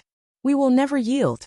A grand voice echoed through Silvermoon City, sweeping away the stagnant aura that had enveloped the city for the past few days. The dark clouds seemed to be shaken by this vast aura as they quietly scattered, revealing the sun that had not been seen for a long time. The bright sunlight shined on the high platform in Silvermoon City's central square, covering Queen Aisha in a dazzling light. Looking from afar, she looked like a goddess that had descended into the world. This strange scene made the gnomes in the square even more frenzied. Many of them had tears in their eyes as they chanted some unclear prayers. They were actually worshipping the beautiful figure on the high platform. However, at this moment, a strange change occurred. A black arrow that was like a poisonous snake shot out of its hole, shooting towards Queen Aisha like lightning. Chi! The arrow pierced through her chest and blood spurted out. The inviolable goddess in the eyes of the gnomes fell down in front of everyone's eyes. It was as if time had been paused. In that instant, the world seemed to have quieted down. Not a single sound could be heard. However, in the next second, the square boiled with excitement again. Protect Her Majesty the Queen. Capture the Eastern Assassin. Take revenge for the Queen. All kinds of chaotic voices caused the situation in the square to go out of control. The gnomes could not believe that Queen Aisha, who had just brought them hope of redemption, had fallen on the high platform just like that. The last string of reason had finally snapped. The surging anger, under the guidance of some people, was instantly directed towards the Eastern Assassin. The voices of taking revenge for the Queen became louder and louder. At this moment, even the weakest gnomes were not willing to mention the word surrender. It was as if it was an insult to them, as if it was blasphemy to Queen Aisha. Countless gnomes with red eyes rushed to the recruitment office. They would follow the will of Queen Aisha and fight to the end, never yielding. The recruitment office, which had always been deserted, had never seen such a lively and fanatical scene. In just 5 hours, the 30,000 members of the Silvermoon Guard had been replenished. The gnomes who had not been able to join the army were even unwilling to leave. They were clamoring for the Ordnance Department to give them a weapon. Even if they could not join the army, they were willing to fight to the death for Queen Aisha. The gnomes who had always been weak and afraid of war, under the influence of various factors, finally had their hidden blood aroused. At this moment, they seemed unstoppable and fearless. As this fanaticism continued to ferment, Colin even had to ask the officers of the Silver Moon Guard to restrain their subordinates. This barely stopped the gnomes who had fallen into madness from wanting to rush out of Silver Moon City and fight to the death with the Eastern Assassin. However, the gnomes who were filled with anger and had nowhere to vent it still set fire to Silver Moon City. Of course, this was not because they were crazy and wanted to burn the city. It was because they wanted to destroy the wisteria on the city wall. The wisteria that was originally used to decorate the city wall would obviously become a ladder for the enemy to climb up during the siege. This action of the gnomes seemed to be a solemn declaration the weak and easily bullied race of the past that was greedy for pleasure was no longer there. Instead, it was replaced by an iron-blooded race that had been reborn from the ashes. Queen Aisha and Colin's careful arrangements, as well as Marquis Vincent's divine assistance, had successfully aroused the blood of the gnomes. Although this blood was still very weak, as long as it was properly guided and the blood and heads of the Eastern assassins were used as sacrifices, it might be possible to forge the martial spirit of the gnomes. Chapter 149. The setting sun slowly penetrated the clouds and shone its golden rays on the city walls of Silvermoon City. The black smoke that rose in spirals was somewhat abrupt in the sunset, and the city walls that were charred black by the smoke were particularly ugly. The once beautiful and bustling city of gardens had in the blink of an eye lost its impetuousness and superficiality, replaced by a solemn and stirring temperament. Countless angry half-elves stood guard on the city walls, glaring at the Eastern army outside the city with their scarlet eyes, as if they wanted to swallow them alive. The 4 beautiful but fragile crystal gates were completely smashed, and a large amount of gravel and sand were used to completely block the entrance to show their determination not to surrender. Outside the half-elven palace, a large number of sorrowful half-elves gathered, quietly praying for Queen Aisha, unwilling to leave for a long time. Inside the palace, the atmosphere was equally solemn, until a priestess came out of the palace and reported with a smile, "My lords, please don't worry. Her Majesty's life is not in danger, but her injuries are very serious, and it will take a long time for her to recover." The half-elven nobles who were bitterly waiting outside the palace breathed a sigh of relief. That's good. God of light bless us. Praise the goddess of fate." Then, the priestess hesitated, as if she didn't know if she should say the following words. Her expression fell into the eyes of the half-elven nobles, and they thought that there was something wrong with the queen, so they hurriedly urged her. "Is there anything else? Is there something wrong with Her Majesty's body?" At this critical moment, Queen Aisha was too important to the half-elves. At this time, only she could unite the half-elves, and only she could prevent this crazy race from completely losing control. Actually, what I want to say is good news. Seeing the anxious faces of the half-elven nobles, the priestess could only helplessly explain. Then all the more reason to say it. Yes, the half-elven kingdom needs good news now. Under the urging of the crowd, the priestess had to tell the truth. When I was examining Her Majesty's body, I accidentally found that she was pregnant. Pregnant? Her Majesty is pregnant. At this time, the expressions of the half-elves became a bit strange. A few half-elf nobles even began to sneak glances at Colin. The close relationship between Viscount Angley and Queen Aisha naturally could not be hidden from the eyes of those who were observant. Colin was also dumbfounded. Am I going to be a father? Was it a boy or a girl? So vampires also had the ability to reproduce. All kinds of complicated thoughts flooded Colin's mind in an instant, causing him to be at a loss, until he saw the strange gazes of some half-elf nobles. Colin quickly put away the silly smile on his face, coughed a few times and said with a smile, "Congratulations, Your Majesty. I didn't think that the old king would leave behind such a posthumous child. He should be able to rest in peace in the kingdom of heaven." As if I'd believe you. Some clever half-elf nobles cursed inwardly. The old king was already half-dead back then. How could he have the ability to impregnate Queen Aisha? If he really had the ability, would he have needed the queen to adopt Prince Tup? However, Although they were cursing in their hearts, on the surface, the half-elf nobles nodded in agreement. Yes, yes, the old king can rest in peace. Yes, at such a critical moment, this child must be the will of God. Yes, it must be the grace of the God of light. Seeing that they had already fallen out with the eastern region, these half-elf nobles did not dare to offend the northern frontier. So even if they knew that this child was most likely Colin's, the half-elf nobles could only pinch their noses and accept it. Colin nodded in satisfaction. He was very satisfied with these half-elf nobles who knew what was good for them. All right, everyone quickly tell Her Majesty's people these two pieces of good news. Let them understand that God has not abandoned the half-elves. Yes, yes. All of you are dismissed. I will go see Her Majesty. After saying this, Colin walked into the Queen's bedroom in an unyielding manner. The half-elf nobles exchanged glances with each other, and then dispersed. Walking into the bedroom alone, Colin waved to the maids and ordered, "All of you are dismissed." Yes. At this time, Queen Aisha was lying quietly on the bed with a pure white thin quilt covering her body. Her beautiful face was like a delicate sculpture, and there was an indescribable strength in her weakness. After the maids left, the hall became quiet again. Queen Aisha, who was seriously injured and unconscious, sat up straight from the bed and looked at Colin with a smile. "We did it." There was a double meaning in her words.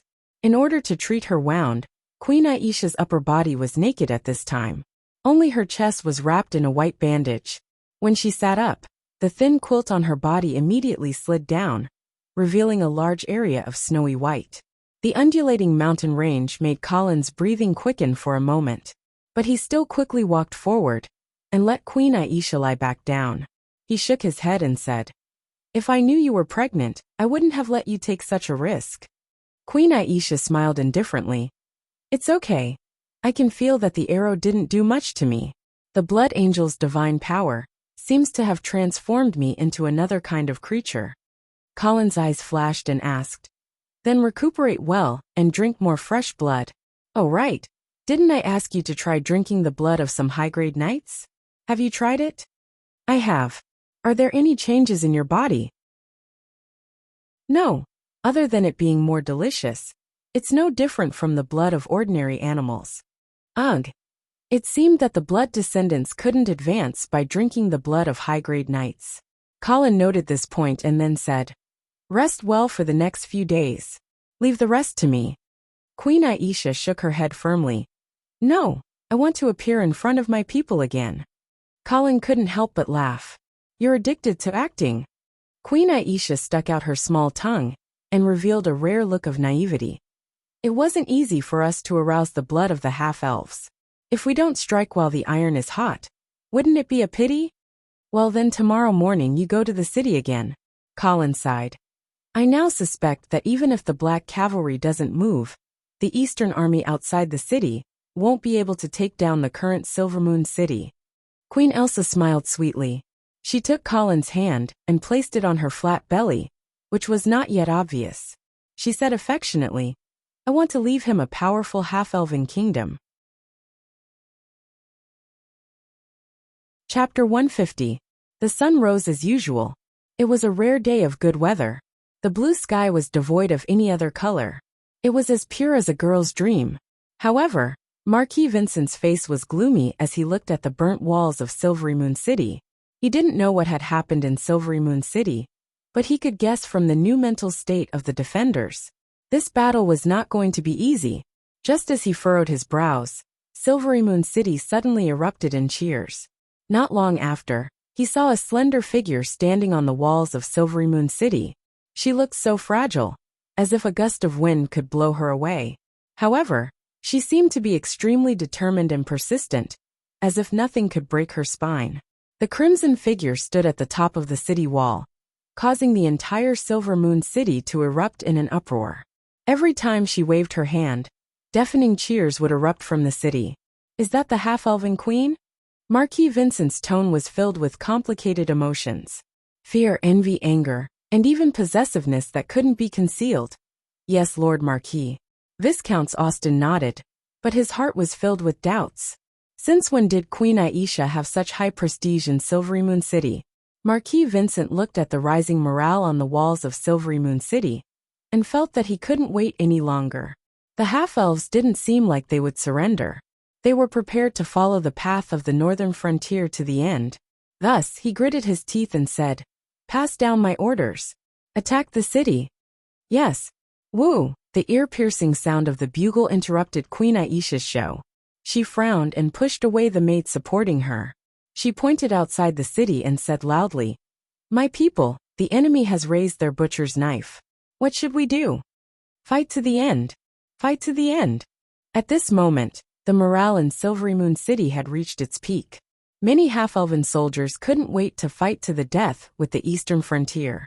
If this had happened to the half-elves in the past, this would have never happened. In the past, the city would have surrendered long ago. Although the half-elf army lacked training, and their battle strength was not high, their will to fight had never been so firm. Amidst the deafening battle cries, the tragic siege finally began. Soldiers gathered like ants, arrows like locusts. The densely packed soldiers of the eastern region braved the rain of arrows, filled the trenches, rushed to the bottom of the city wall, set up ladders, and then climbed up. What greeted them were arrows, stones, and hot oil that kept falling. Shrill screams and pained cries immediately became the main sound of this battlefield. The glaring red that could not be concealed was the main color of this battlefield. The half-elves and the people of the eastern region worked together to turn Silvermoon City into a meat mill. The city wall became modeled after such a fierce battle. Corpses piled up on top of the city wall, and blood flowed down the battlements, mixing with the blood on the city wall. The once beautiful and exquisite Silvermoon City had become terrifying and horrifying. The soil beneath the city walls had also become soft and muddy, stained with a faint layer of dark red. It was not until the sun set in the west that the Eastern Region army stopped their attack. Countless soldiers retreated like a tide, leaving behind a grotesque pile of corpses. These corpses surrounded Silvermoon City, making it look like hell had returned to the world. Immediately, raging flames ignited both inside and outside the city. The two sides were burning the corpses and cleaning up the battlefield. The air was filled with the stench of burnt flesh, making one nauseous. Marquis Vincent saw the tenacity of the half-elf defenders on the first day. He could not help but feel a chill run down his spine. He could not understand at all. Where did the weak and incompetent half-elves who immediately surrendered when they met the Imperial army go? How did they become a completely different race overnight? What made him even more disappointed was that from the words of the Eastern Region soldiers, who rushed to the top of the city and then retreated, the defenders were all half-elves. There were no humans. Therefore, the Black Cavalry was not in the city. This was not beyond Marquis Vincent's expectation. If he were Colin, he would not use the precious cavalry to defend the city. Instead, he would deploy them outside the city and wait for the Eastern Region's army to attack the city. When they were exhausted, he would kill them from the back and make the final decision.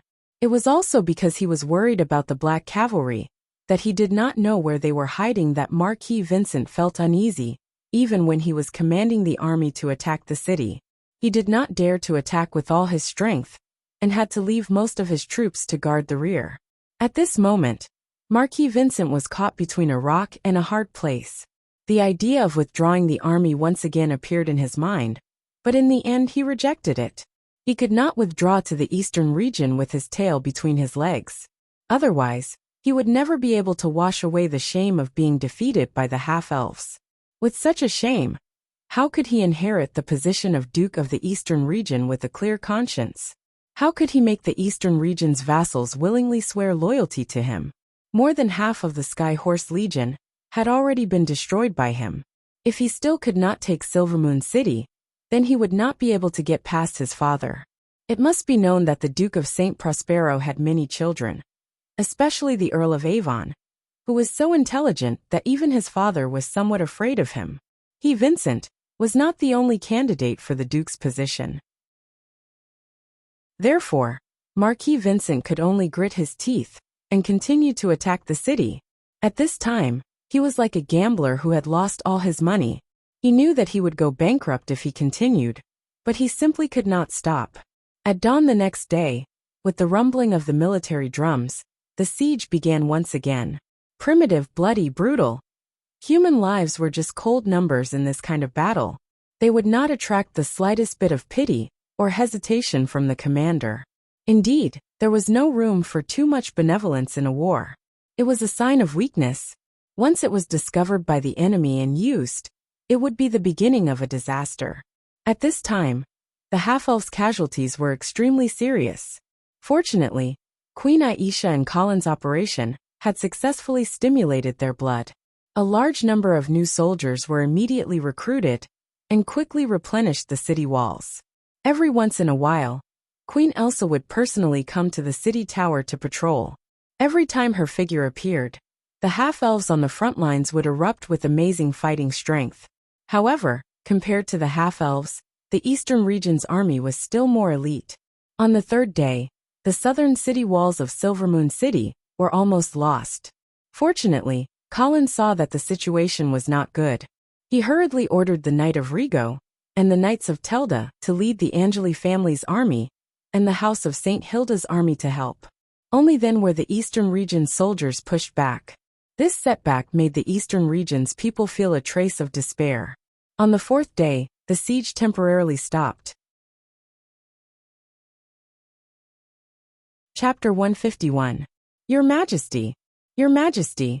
Walking at the top of Silvermoon City, the smell of rotting corpses made Queen Aisha want to vomit. However, she held it in and shook the hands of the soldiers who were guarding the city with her white silk-gloved right hand. The half-elf soldiers were so excited that they almost fainted when they were able to be in close contact with their goddess. The bloody battles of the past 3 days seemed to have become insignificant. Colin followed behind Queen Aisha and watched as she consoled the soldiers who were guarding the city. He suddenly understood why many politicians like to play wife politics. In terms of being close to the people and winning their hearts, women had a huge advantage. Rubbing his chin, Colin suddenly felt that he should let Vera come over and learn from Queen Aisha. She might come in handy in the future. The consolation lasted for the entire morning. In the end, even the soldiers who were guarding the city started to feel sorry for Queen Aisha and requested for her to return to the palace to rest.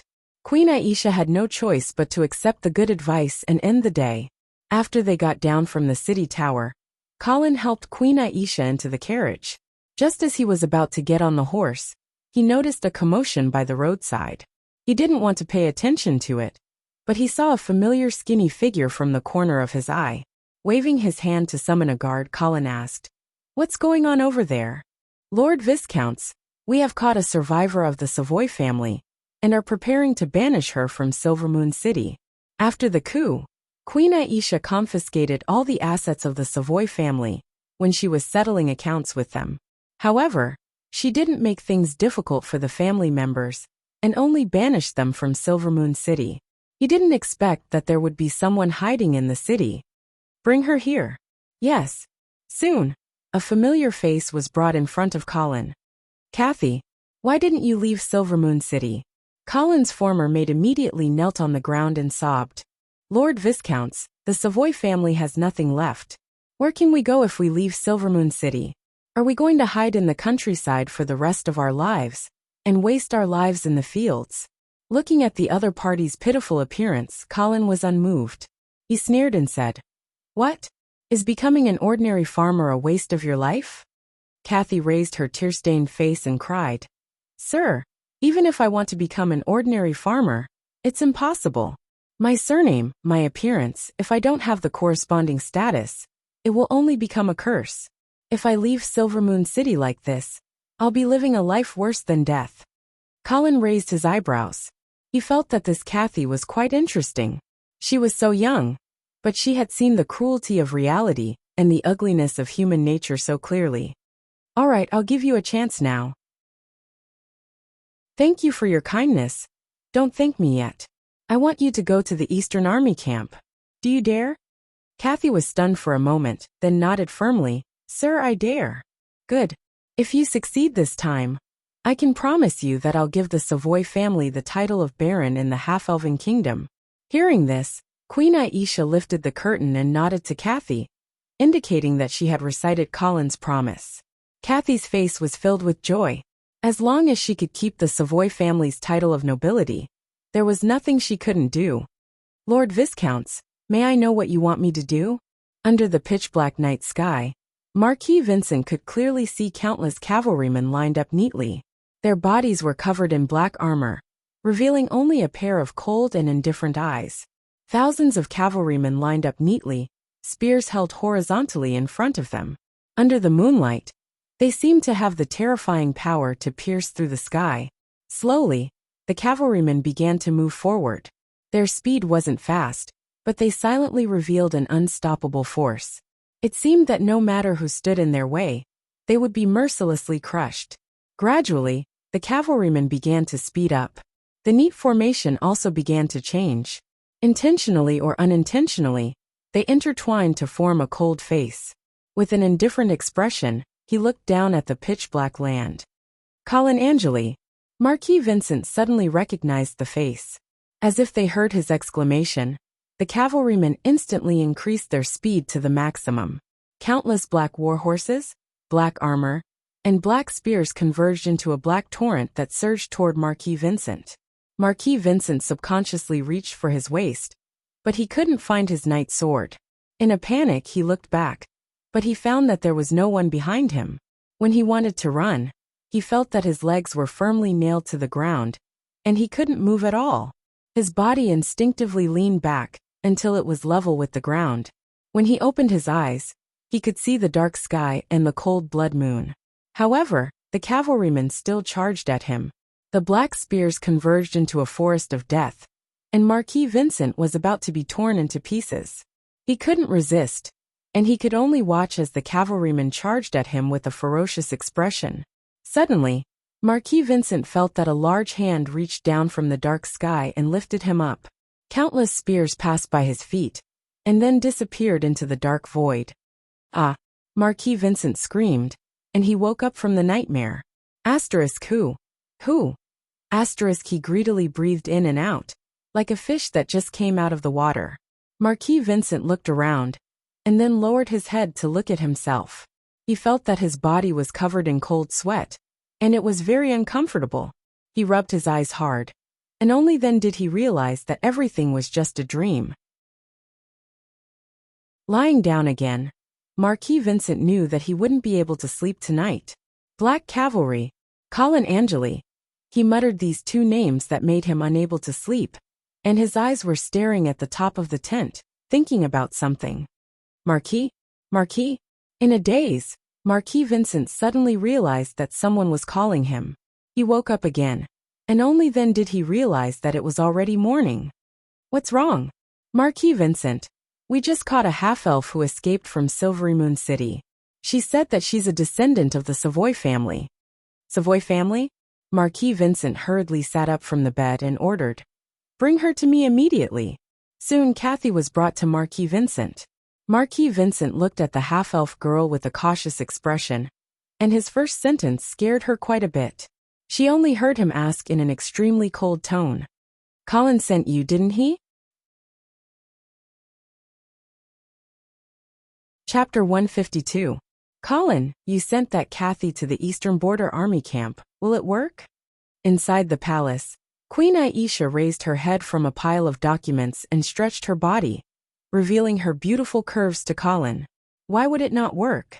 Colin laughed, his eyes unrestrainedly admiring the half-elf beauty in front of him. Queen Aisha personally poured a cup of deer blood wine for Colin, and another for herself. She doubtfully asked, "We just used Prince William to trick them once. Will they fall for it again?" Colin drank the wine in one gulp and asked, "Do you know how the hunters of the northern frontier hunt dire wolves?" Queen Aisha shook her head.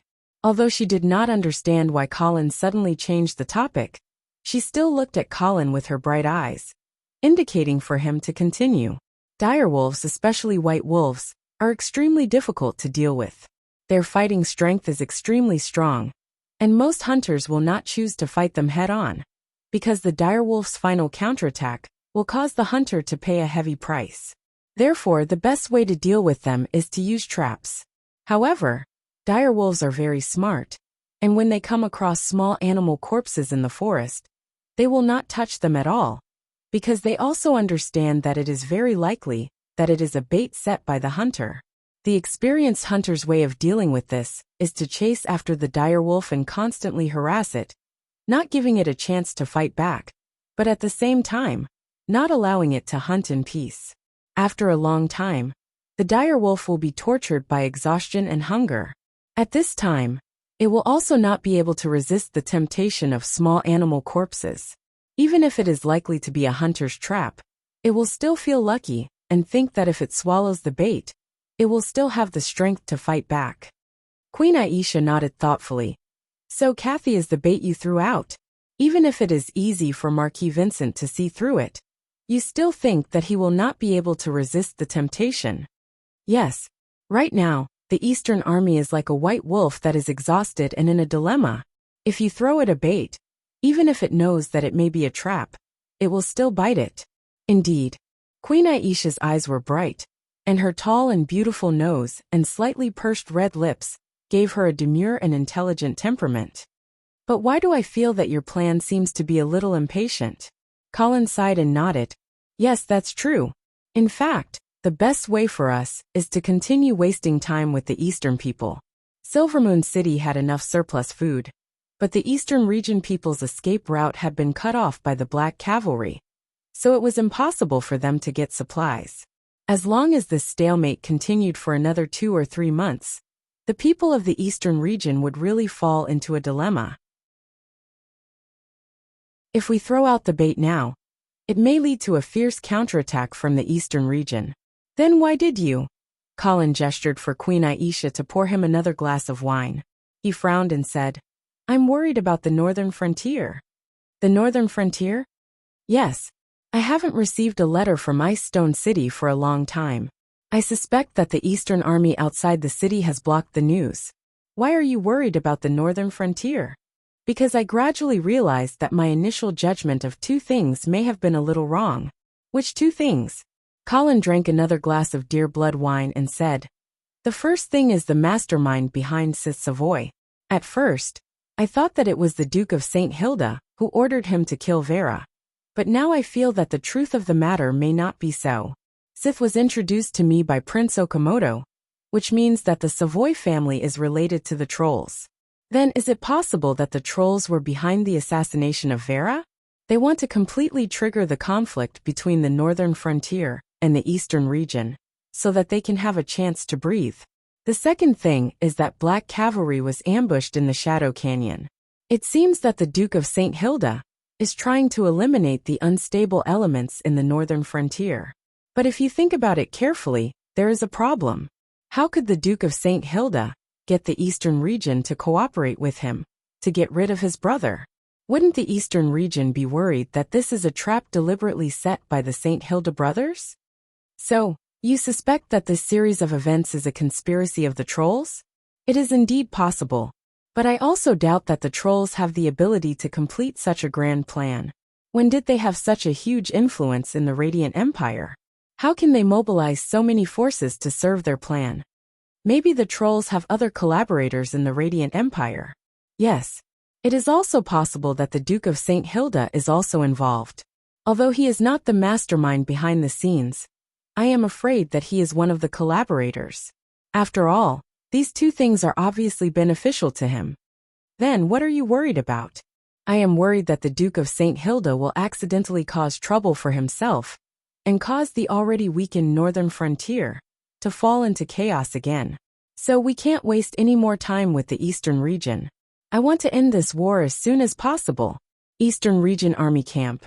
Kathy felt uneasy in the face of Marquis Vincent's intense gaze. After a moment, she gritted her teeth and truthfully said, Yes, sir. I was indeed sent by Viscount Angley. Marquis Vincent smiled proudly and praised himself for his wit. He then leaned back in his chair and asked, What did he send you here for? He told me to tell you that there will be a rebellion at the south gate of Silvermoon City tonight. The boulders blocking the gate will be removed, and your army can take this opportunity to rush into the city. Haha. Then when my army rushes in, they will discover that there are many soldiers in the city, waiting for me. Then, my army will be stationed at the south city gate, and the black guards outside the city will be able to charge out from the back and attack from both sides. Right? Yes. Kathy lowered her head, as if she did not dare to look into Marquis Vincent's eyes. Clumsy plan, haha. Do you really think I will be fooled? Marquis Vincent suddenly paused. He seemed to have realized something, and suddenly stood up from his seat, and quickly walked back and forth in the tent. Kathy carefully raised her head, and saw Marquis Vincent's face full of struggle. After a long time, he suddenly stopped and asked again. Do you know the specific deployment of the half-elf army in the South Gate? Kathy shook her head awkwardly. My lord, this. How would I know? Marquis Vincent fell into deep thought again, the anxiety on his face almost overflowing. He realized that the current situation might be a chance for Skyhorse Legion to turn the tables. The South Gate was a bait placed in front of him by Colin. Although he knew that behind the bait was a trap, Marquis Vincent could not help but want to take a gamble. At this moment, he was like a desperate gambler. As long as the banker gave him the slightest chance of winning, he would eagerly bet everything he had. He wanted to turn the tables in one go. Finally, Marquis Vincent smashed his fist into his own palm and said fiercely, Good. Colin Angeli, let's see if you will trap Skyhorse Legion to death, or if Skyhorse Legion will eat your bait and tear your net apart. Chapter 153. The dark winter night was cold and silent. Silvermoon City was like a gigantic beast, quietly crawling under the dark night sky. The Eastern Army outside the city was constantly mobilizing, gathering almost all the soldiers outside the South Gate. This kind of movement naturally couldn't be hidden from the half-elves in the city. Of course, Marquis Vincent didn't intend to hide it. At this point, the two sides had completely laid their cards on the table. Colin had dug a hole and provoked, Come on in. Marquis Vincent's response was, Come on in then. Colin was worried about his hometown in the northern frontier, so he didn't want to continue wasting time. Marquis Vincent simply couldn't afford to waste time. With this kind of tacit understanding, the two sides finally prepared to meet force with force in a duel. Of course, overall, the situation was more favorable to the half-elves. But the Eastern Army had no choice but to fight. They didn't have a better choice. Having a city gate was better than climbing the wall. Of course, Marquis Vincent knew that there would be a large number of soldiers stationed at the South Gate. Furthermore, the black guards that were wandering around could attack from behind at any moment. But he was still willing to give it a try. The black cavalry certainly wouldn't choose to fight at night. The darkness would seriously weaken their fighting strength. So, as long as they broke through the blockade of the South Gate before dawn, the Skyhorse Legion would be able to capture Silvermoon City and turn defeat into victory. The moonlight was cold, and the atmosphere gradually became oppressive. Near midnight, the South Gate of Silvermoon City finally burst into flames, followed by a burst of battle cries. Not long after, the stones blocking the gate were moved away little by little, revealing a dark and gloomy gate. It was unknown whether it led to hell or heaven. Marquis Vincent's eyes instantly became incomparably fierce as he loudly ordered, Pass the order of our army, attack the city. Woo! The bugle sounded, and the sleeping earth seemed to wake up in an instant. Countless soldiers of the Eastern Army shouted their slogans and rushed to the South Gate. The final battle had officially drawn the curtain. As expected, the soldiers of the Eastern region, who had just rushed into the city, immediately ran into the half-elven army that was waiting for them. Countless arrows fell like a rainstorm, turning the narrow corridor into a meat grinder, constantly strangling the Eastern Army's forces. However, as soon as their comrades in the front fell, the soldiers of the Eastern region rushed forward again. They were like tireless, fearless beasts, crazily rushing toward the half-elves' position. At the same time, the soldiers of the Eastern region outside the city were still setting up ladders on the southern wall, trying to send more troops into the city. But at the top of the city wall, they suffered a stubborn counterattack from the half-elves. Colin's strategy was to only leave the Eastern Gate as the entrance to the city. This way, he could control the number of troops the other side sent into the city, so that the gnomes wouldn't be able to deal with it.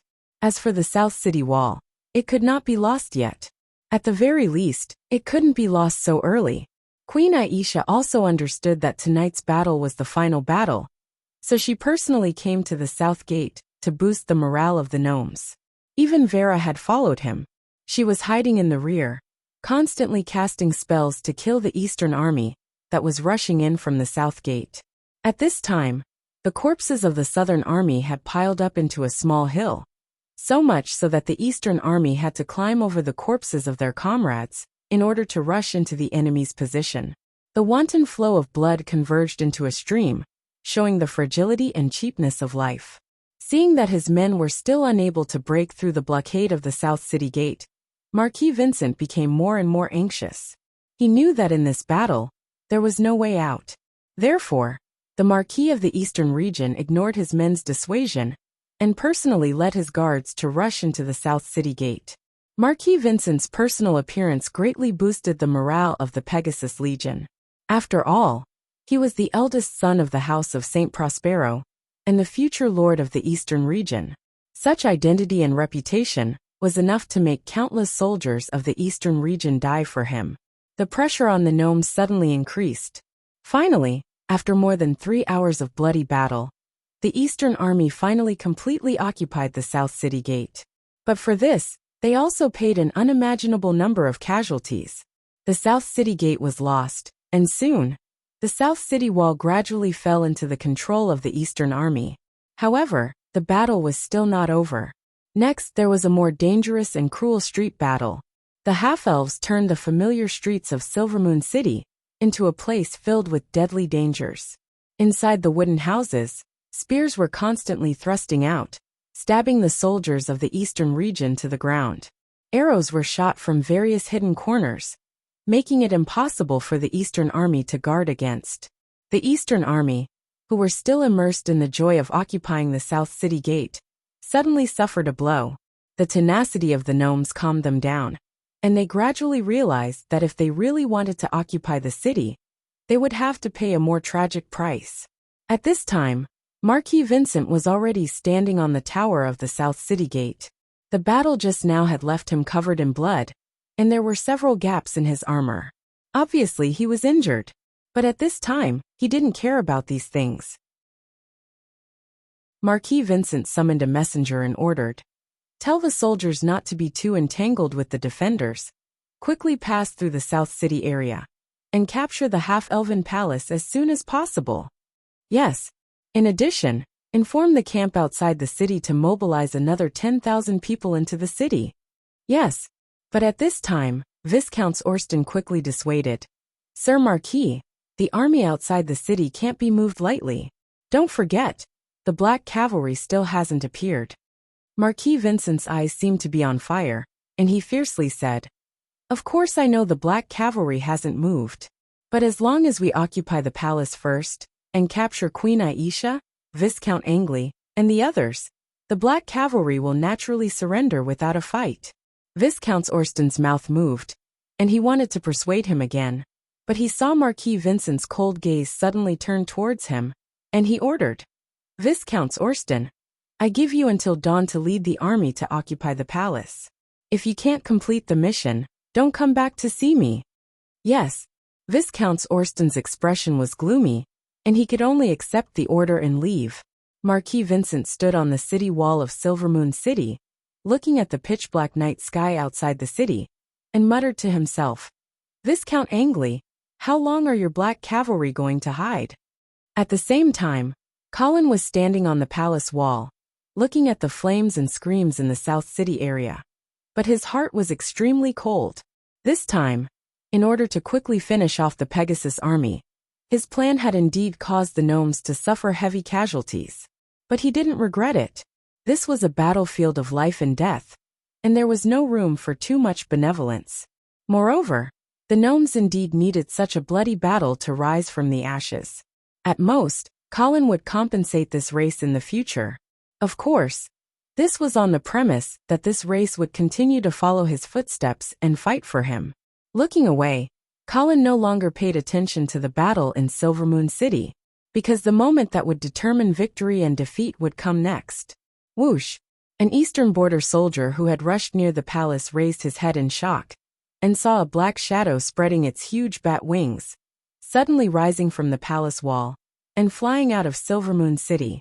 Just as he was in a daze, a sharp arrow suddenly shot out from a dark corner, piercing his throat. Huff! Huff! As he fell to the ground, the eastern border soldier was still thinking, was that figure an angel or a devil?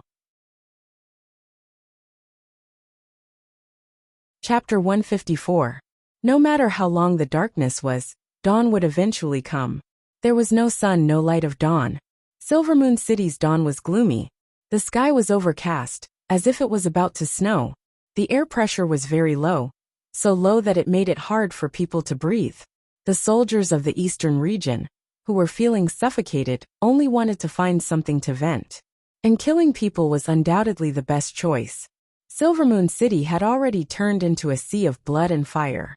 Shouts and screams intertwined to create a scene of hell on earth.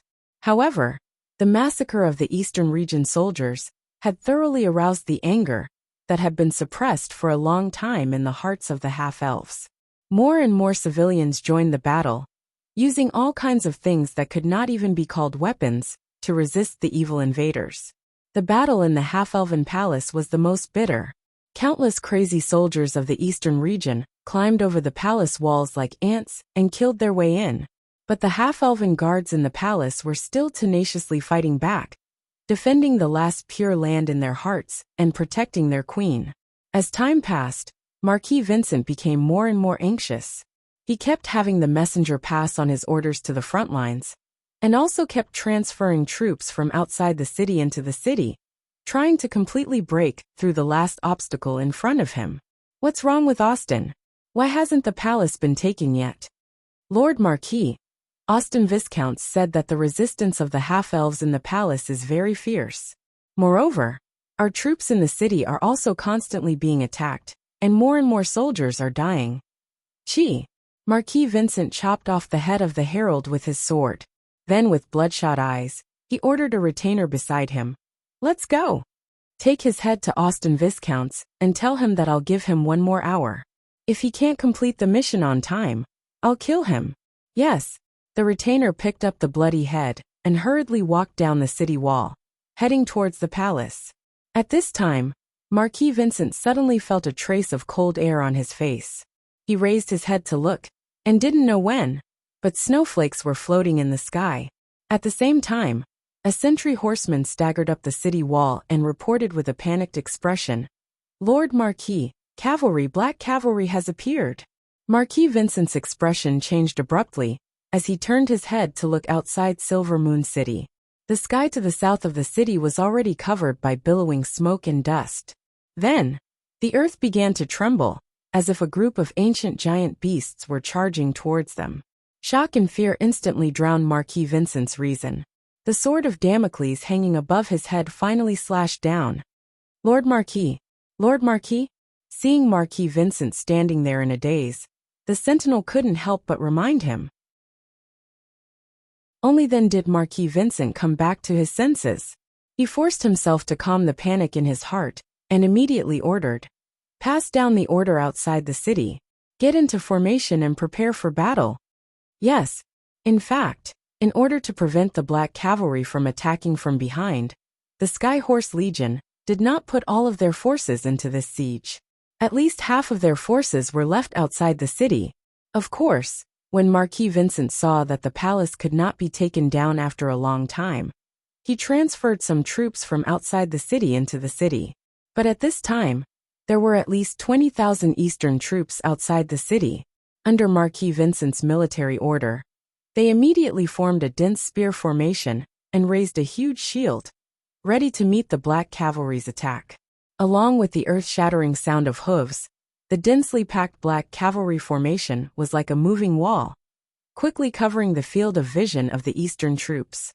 In an instant, all the sound in the world disappeared, leaving only a neat note. On the city wall of Silvermoon City, Marquis Vincent's face instantly turned pale. The Marquis of the Eastern Border, who had bet all his wealth on Colin, couldn't help but regret it. After successfully annihilating the Black Cavalry's main force in the Shadow Canyon, Marquis Vincent had been very proud of himself for a while. It was inevitable that he felt that the heroes of the world were nothing more than this.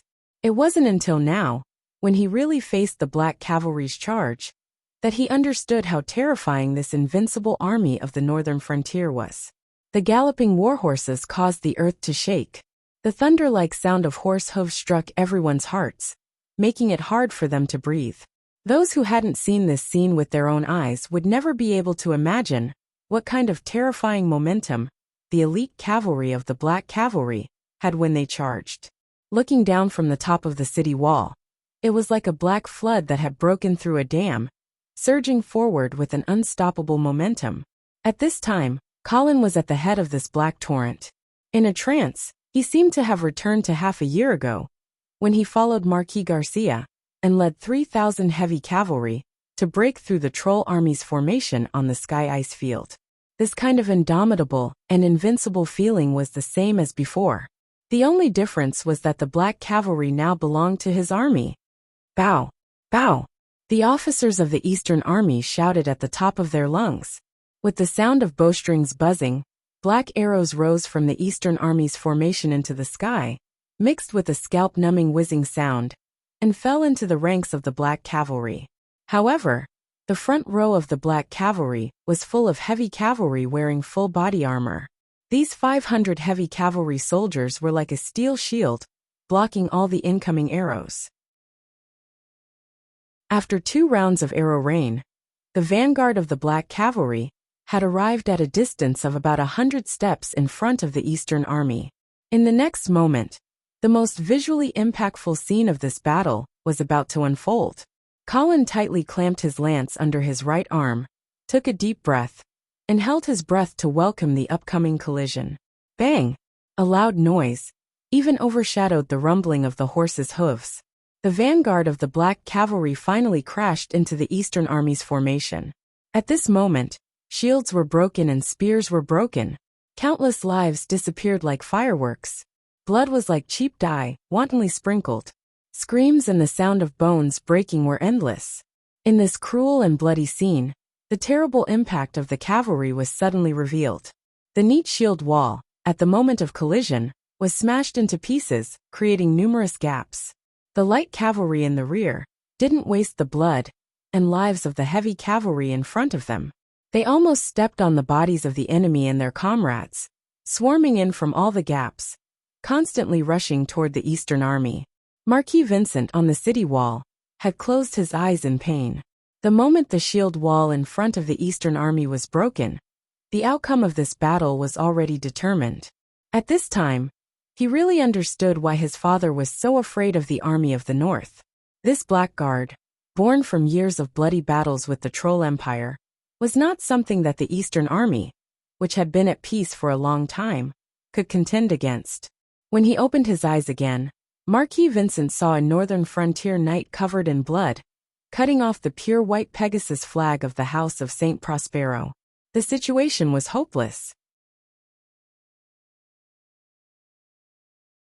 Chapter 155. Snowflakes fluttered down, but they still couldn't cover up the bloody scene.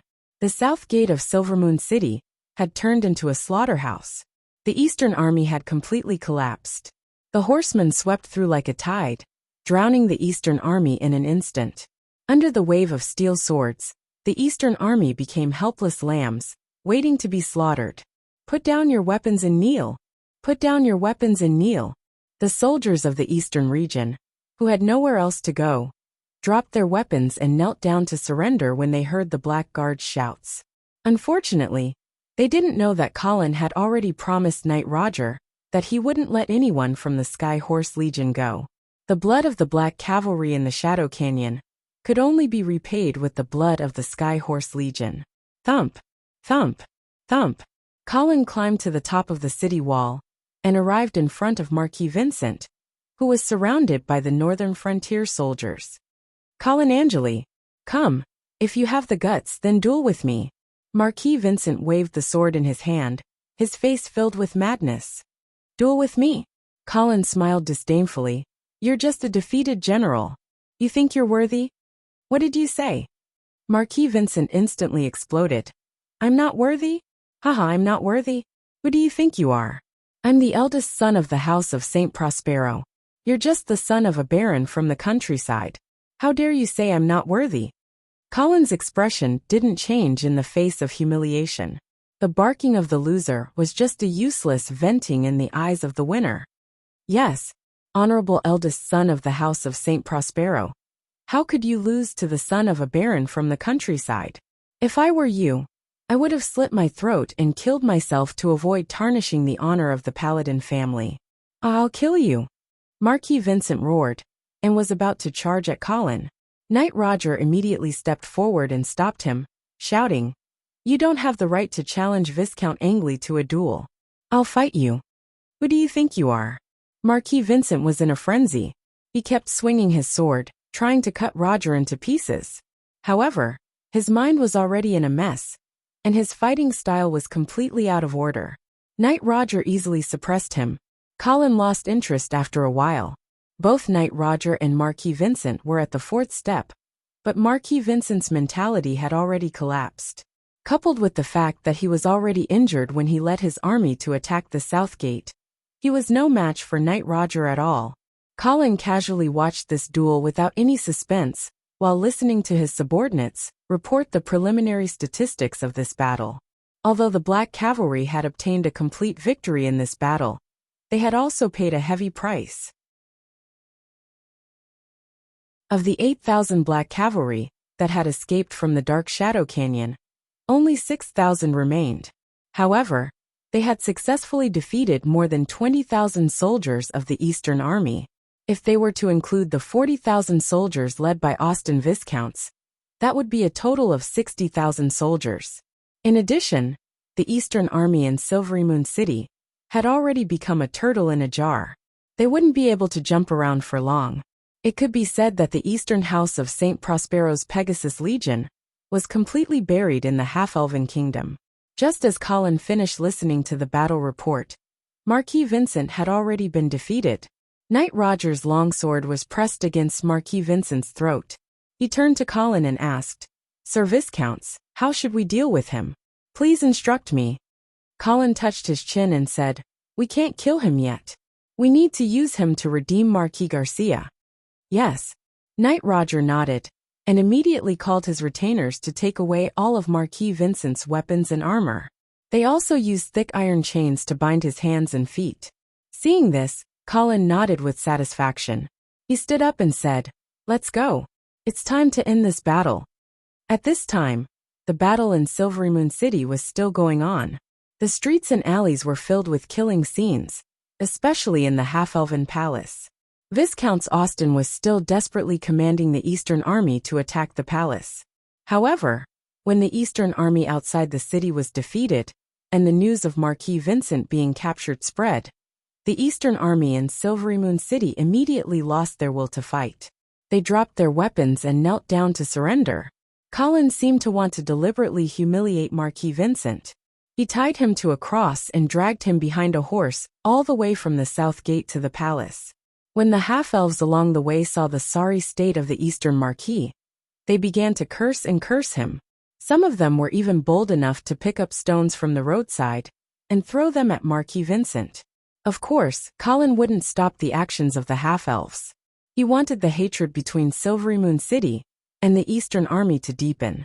Seeing that Colin didn't stop them, more and more half-elves began to throw stones at Marquis Vincent. The poor Marquis Vincent had never been humiliated like this before. He was so angry that he fainted. When they arrived at Half-Elven Palace, Queen Aisha was already waiting at the palace gate to greet them. Colin dismounted from his horse and had his men wake Marquis Vincent up. He then dragged the Eastern Marquis like a dead dog to Queen Aisha. Colin bowed with a hand on his chest and said loudly, Congratulations, Your Majesty. Under your wise leadership, the Half-Elven Army has successfully defeated the Eastern Army's Heavenly Horse Legion. Queen Aisha smiled and said loudly, This glory is also due to your contribution and the thousands of brave and fearless half-elven soldiers. I'm proud of you. Then she looked at Marquis Vincent with cold eyes. Marquis Vincent, you disregarded the friendship between the two countries and brazenly killed countless half-elves. This is unforgivable. In the name of the half-elven queen, I ask you to go to the half-elven kingdom's cemetery and repent for your crimes. Marquis Vincent's face was full of disdain. He was about to curse, but Colin was quick and directly punched him in the face. Marquis Vincent is of course very willing to repent for his crimes, he replied on behalf of Marquis Vincent. Marquis Vincent, with his mouth full of blood, groaned a few times on the ground. It seemed that he had agreed. The half-elven nobles were frightened. At the same time, they realized that from now on, the half-elven kingdom could only rely on the northern frontier. Queen Aisha didn't care about offending the Eastern army. She didn't even look at the distressed Marquis Vincent. Instead, she walked towards the half-elven army, gathered in front of the palace. It was time for show. Oh no, it was time for sympathy. Snowflakes fell on Queen Aisha's hair and shoulders, as if she was wearing a holy coat. With this great victory, Queen Aisha's prestige in the half-elven kingdom had reached an unprecedented level. As she approached step by step, the half-elves gathered outside the palace kept cheering. The boiling momentum seemed to melt all the snow in the sky. From today on, the half-elven race finally got rid of their previous image of being weak and cowardly. Chapter 156. The heavy snow changed the color of the sky. Amidst the heavy snow, a team of about 300 people was advancing towards Silvermoon City. 8 knights in red armor held the flag of the Scarlet Flame of Purification and rode at the front of the team. When the half-elves saw this flag, they were so scared that they quickly knelt down and saluted. This was because the Scarlet Flame of Purification was the insignia of the Empire of Light. In a luxurious carriage in the middle of the team, a boy of about 13 or 14 years old was reading a report that had just been sent in by an attendant with a look of surprise on his face. From the style of his clothes and the insignia on his chest, it was not difficult to guess that this young boy was the Crown Prince of the Empire, His Highness Harrison San Lorenzo. Mother, the Eastern Border's Pegasus army was actually wiped out in front of Silvermoon City. Empress Medela was lying lazily on a soft couch with a thick fox fur coat covering her body. When she heard her son's question, she didn't even open her eyes. The Eastern Border hasn't been at war for so many years. Has the army become so weak? They actually lost to the half-elves. There's also the Black Cavalry. The Black Cavalry? Yes, it should be the remnants of the army that escaped from the Shadow Canyon. According to the report, there are 8,000 of them. Only then did Empress Medela open her eyes, revealing a curious expression. Prince Harrison hurriedly passed the report over and asked doubtfully, "Mother, why didn't the remnants of the Black Cavalry escape back to the northern frontier? Instead, they went to Silvermoon City. Because their mission is to protect Vera, and Vera is still in Silvermoon City." Empress Medela casually gave a reason, but her eyes were fixed on Viscount Angley's name in the report. It was unknown what she had thought of, but a strange smile suddenly appeared on the Empress' face. Prince Harrison seemed to believe this reason. After hesitating for a moment, he asked again, "Mother, the Duke of St. Hilda, the Duke of St. Prospero, and the half-elven royal family, they should all be father's vassals, right?" "Yes. Then should we stop them from fighting each other like this?" Hearing this, Empress Medela looked into her son's eyes and asked with a smile, "Do you wish for the vassals of the San Lorenzo family to live in harmony and get along well with each other?" "Shouldn't I?" Prince Harrison's eyes were filled with doubt. "Harrison, do you think the San Lorenzo family is strong enough to defeat the northern frontier?" "It should be fine. What about the northern frontier and the eastern frontier?"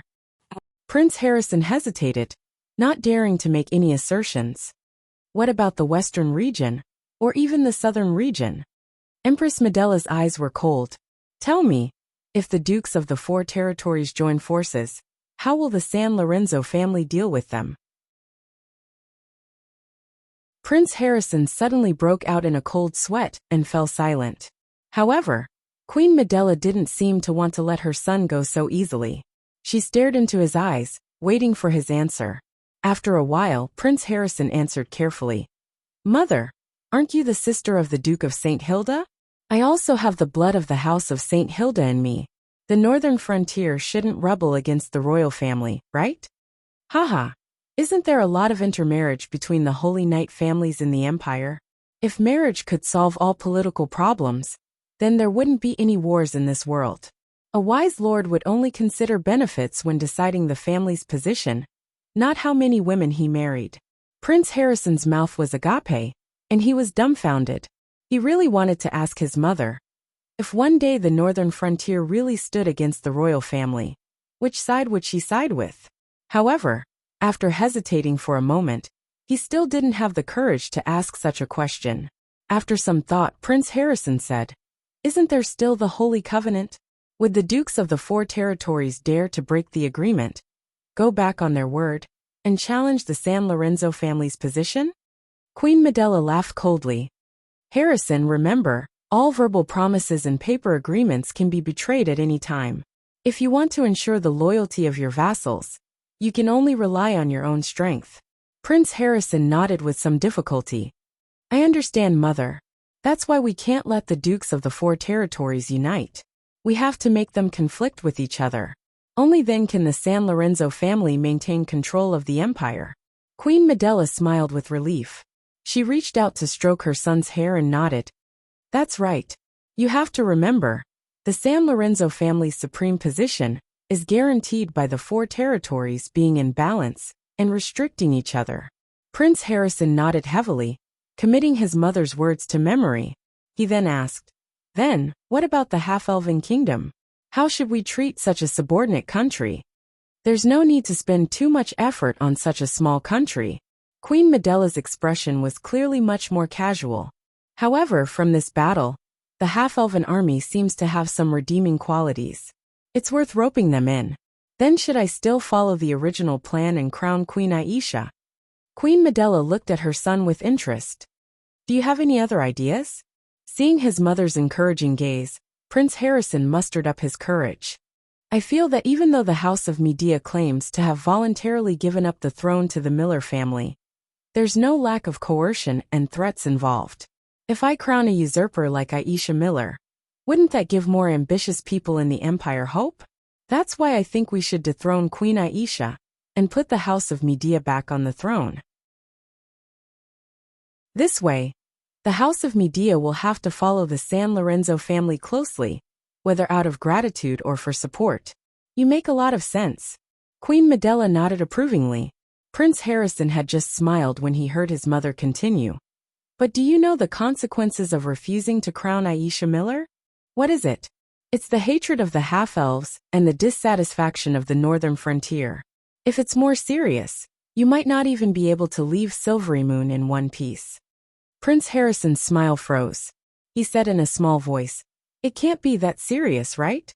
Queen Medela's expression was abnormally serious. "Harrison, you have to know that without the support of the corresponding strength, it's just a joke. You want to dethrone Queen Aisha?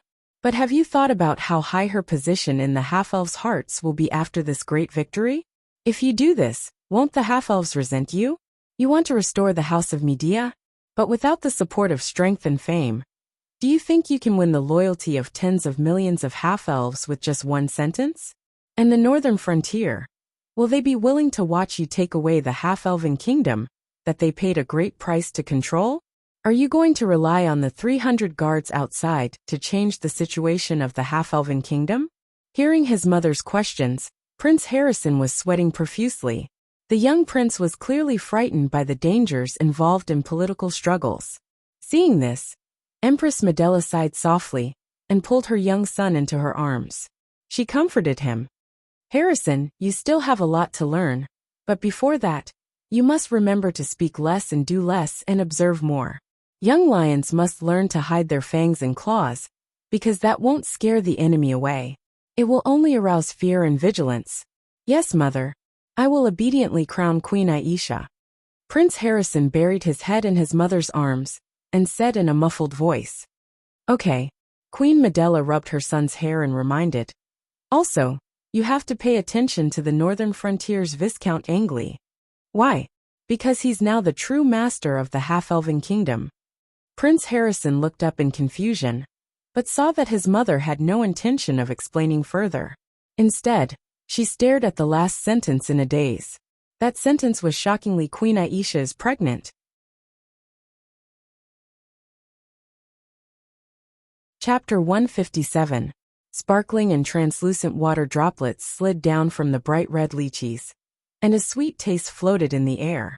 Although it was winter, the half-elves were proud of their planting techniques, which allowed the out-of-season fruit, like lychees, to appear in the palace.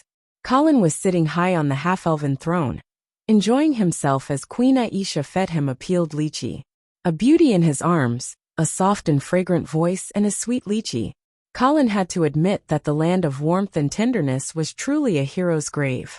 It was no wonder that so many ambitious and ruthless people, who used to call the wind and summon the rain, had their dreams and aspirations erased by their luxurious and corrupt lives. "Your Majesty, the Viscounts of Austin has arrived," the attendant reported in the hall. Queen Aisha got up from Colin's arms, elegantly tidying up her half-open clothes, then ordered in a calm and natural tone, "Bring him in." Colin also stood up from the throne and walked down the platform. 2 guards happened to be escorting the Viscounts of Austin in from outside the hall. "All right, you may leave." The guards obeyed the order and left the hall, leaving the Viscounts of Austin behind, carefully bowing to Queen Aisha and Colin. The once high-spirited Viscounts of the Eastern region was now in an extremely sorry state. Colin approached the Viscounts of Austin and greeted him with a smile. "Your Excellency Viscounts, are you satisfied with the hospitality of the past few days?" "Satisfied, satisfied. Her Majesty's hospitality to me is impeccable." Colin smelled the sour stench of the other party's body from not bathing for many days, so he quickly took a few steps back and distanced himself. "It's good that you're satisfied. I called you here today to ask you a few questions. If you answer them well, Her Majesty will consider letting you return to the Eastern region." A hint of joy appeared on the Viscounts of Austin's face, and he nodded repeatedly. "Please ask. I'll definitely tell you the truth." "Who revealed the whereabouts of the Black Cavalry to you?" "This? I'm not sure either." "It's true, Master Angeli. I'm not trying to lie to you. It was the Duke of St. Prospero, who ordered us to set up the ambush in the Shadow Valley. Let alone me. I'm afraid even Marquis Vincent doesn't know the whole story." Viscount Orston looked troubled, as though he was worried that he wouldn't be able to answer the first question, and that the other party would think that he was deliberately being uncooperative. However, Wizard Cusius also accompanied us to the Dark Shadow Canyon. He is the vice-chairman of the Yule Council, and a powerful 6th-level wizard. Therefore, I suspect that the battle at Shadow Canyon was instigated by the Yevil Council. Colin immediately frowned. He didn't expect another mage force to be involved. This seemed to make the current situation even more complicated. However, Colin always felt that the Yevil Council might be involved in this incident, but they were definitely not the mastermind behind it. The nobles of the Empire had always been wary and repulsed by the mages. There was no way they would allow themselves to be led by the nose. However, looking at Viscount Orston's expression, he probably wouldn't be able to get any more useful information out of him. Thus, Colin changed the topic. "When you surrounded Silvermoon City, did you intercept any carrier pigeons from the northern frontier?" This time, Viscount Orston nodded decisively, "Yes. Moreover, they came from Icestone City." Colin's spirits lifted as he hurriedly asked, "Where's the letter?" "The letter? I don't know where it went." Viscount Orston was troubled again, but he quickly said, "I remember the general content of the letter. I can repeat it to you." "Speak." "All right." The letter mentioned a total of 3 things. The first was about the Duke of St. Hilda. The letter said that half a month ago, the northern prince of the Troll Empire, His Highness Paladin Otto Valkin, suddenly appeared in Coldwinter City and issued a duel invitation to the Duke of St. Hilda. The Duke of St. Hilda immediately accepted the challenge. The two of them fought until the sky darkened and the earth darkened. In the end, they fought to a draw. "A draw?" Colin exclaimed. "You mean the Duke of St. Hilda is actually a paladin?" "I'm afraid so. Otherwise, he wouldn't have been able to force Paladin Otto to retreat." Colin didn't expect the first piece of news in the letter to be so explosive. Only now did he understand why Marquis Garcia had been holding back after being betrayed by his brother. Originally, He thought that Marquis Garcia didn't want the house of St. Hilda to be embroiled in internal strife. However, it seemed that he knew his brother's trump card. This also explained why the Duke of St. Hilda dared to marry Vera to the half-elf kingdom in an attempt to encroach on the eastern region, despite the internal instability of the house of St. Hilda. Suppressing the shock in his heart, Colin motioned for the viscounts to continue. The second thing is that the northern frontier suffered from a lack of food harvest this year. There have been slave rebellions everywhere, and they are getting more and more intense. The Duke of St. Hilda ordered the Golden Lion Legion to send troops to suppress them. The last thing is that your viscounts also suffered from a lack of food, which also caused several rebellions. Fortunately, they were all suppressed in time, and the current situation is still stable. After listening to the 3 pieces of news in the letter from Ice Stone City, Colin fell into deep thought for a moment. He now felt that there was a pair of mysterious hands manipulating everything behind the scenes. His previous doubts couldn't help but resurface. Who poisoned Marquis Adams in the Lion's Roar Castle?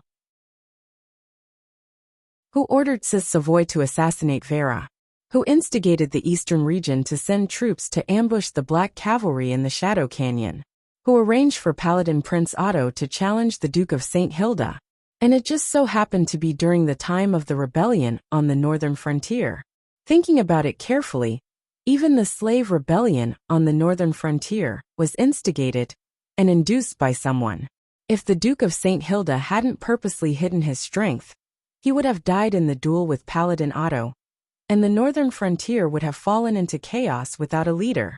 Considering that the Black Cavalry was ambushed in the Shadow Canyon, the most stable military pillar of the northern frontier had collapsed. From this, it could be deduced that the true goal of the mysterious person behind the scenes was to cause the northern frontier to fall into chaos. Thinking of this, Colin couldn't help but think of Count Oman's gloomy face. When the trolls invaded, Colin had suspected that this guy's plan to lure the enemy to the Duke of St. Hilda harbored evil intentions. Could it be that this time, it was Count Oman who planned all of this behind the scenes? Colin's silence made the Viscounts Austin uneasy. After a while he carefully asked, "Lord Viscounts, do you have any other questions?" Colin came back to his senses and shook his head. "That's all. All right, I will release you back to the Eastern Territory as promised, as long as you can pass a message to the Duke of St. Prospero. Please tell the Duke of St. Prospero that if he wants to redeem his son, he can use Marquis Garcia in exchange." "All right, I will definitely pass on your message." Waving his hand, Colin indicated for the Viscounts Austin to leave. Queen Aisha saw Colin deep in thought, and seemed to realize something. She slowly walked to Colin's side and asked softly, "Are you leaving?" Colin nodded. "Yes, I must return to Ice Stone City as soon as possible. I'm afraid that the northern frontier is about to fall into chaos." Queen Aisha didn't try to persuade him. She only threw herself into Colin's embrace and said softly, "If you need any help, please let me know." Feeling the soft body in his arms and the fragrance that surrounded the tip of his nose, Colin smiled and said, "I do need your help." You're tuning in to the Li Mei's Wuxia Whispers YouTube channel. We're so grateful for your support, and don't forget to subscribe to join us on this incredible journey through captivating stories. Your generosity through donations truly makes a world of difference, as it's the primary source of revenue that allows me to expand and enhance this channel for you. Thank you from the bottom of my heart for being a part of this adventure.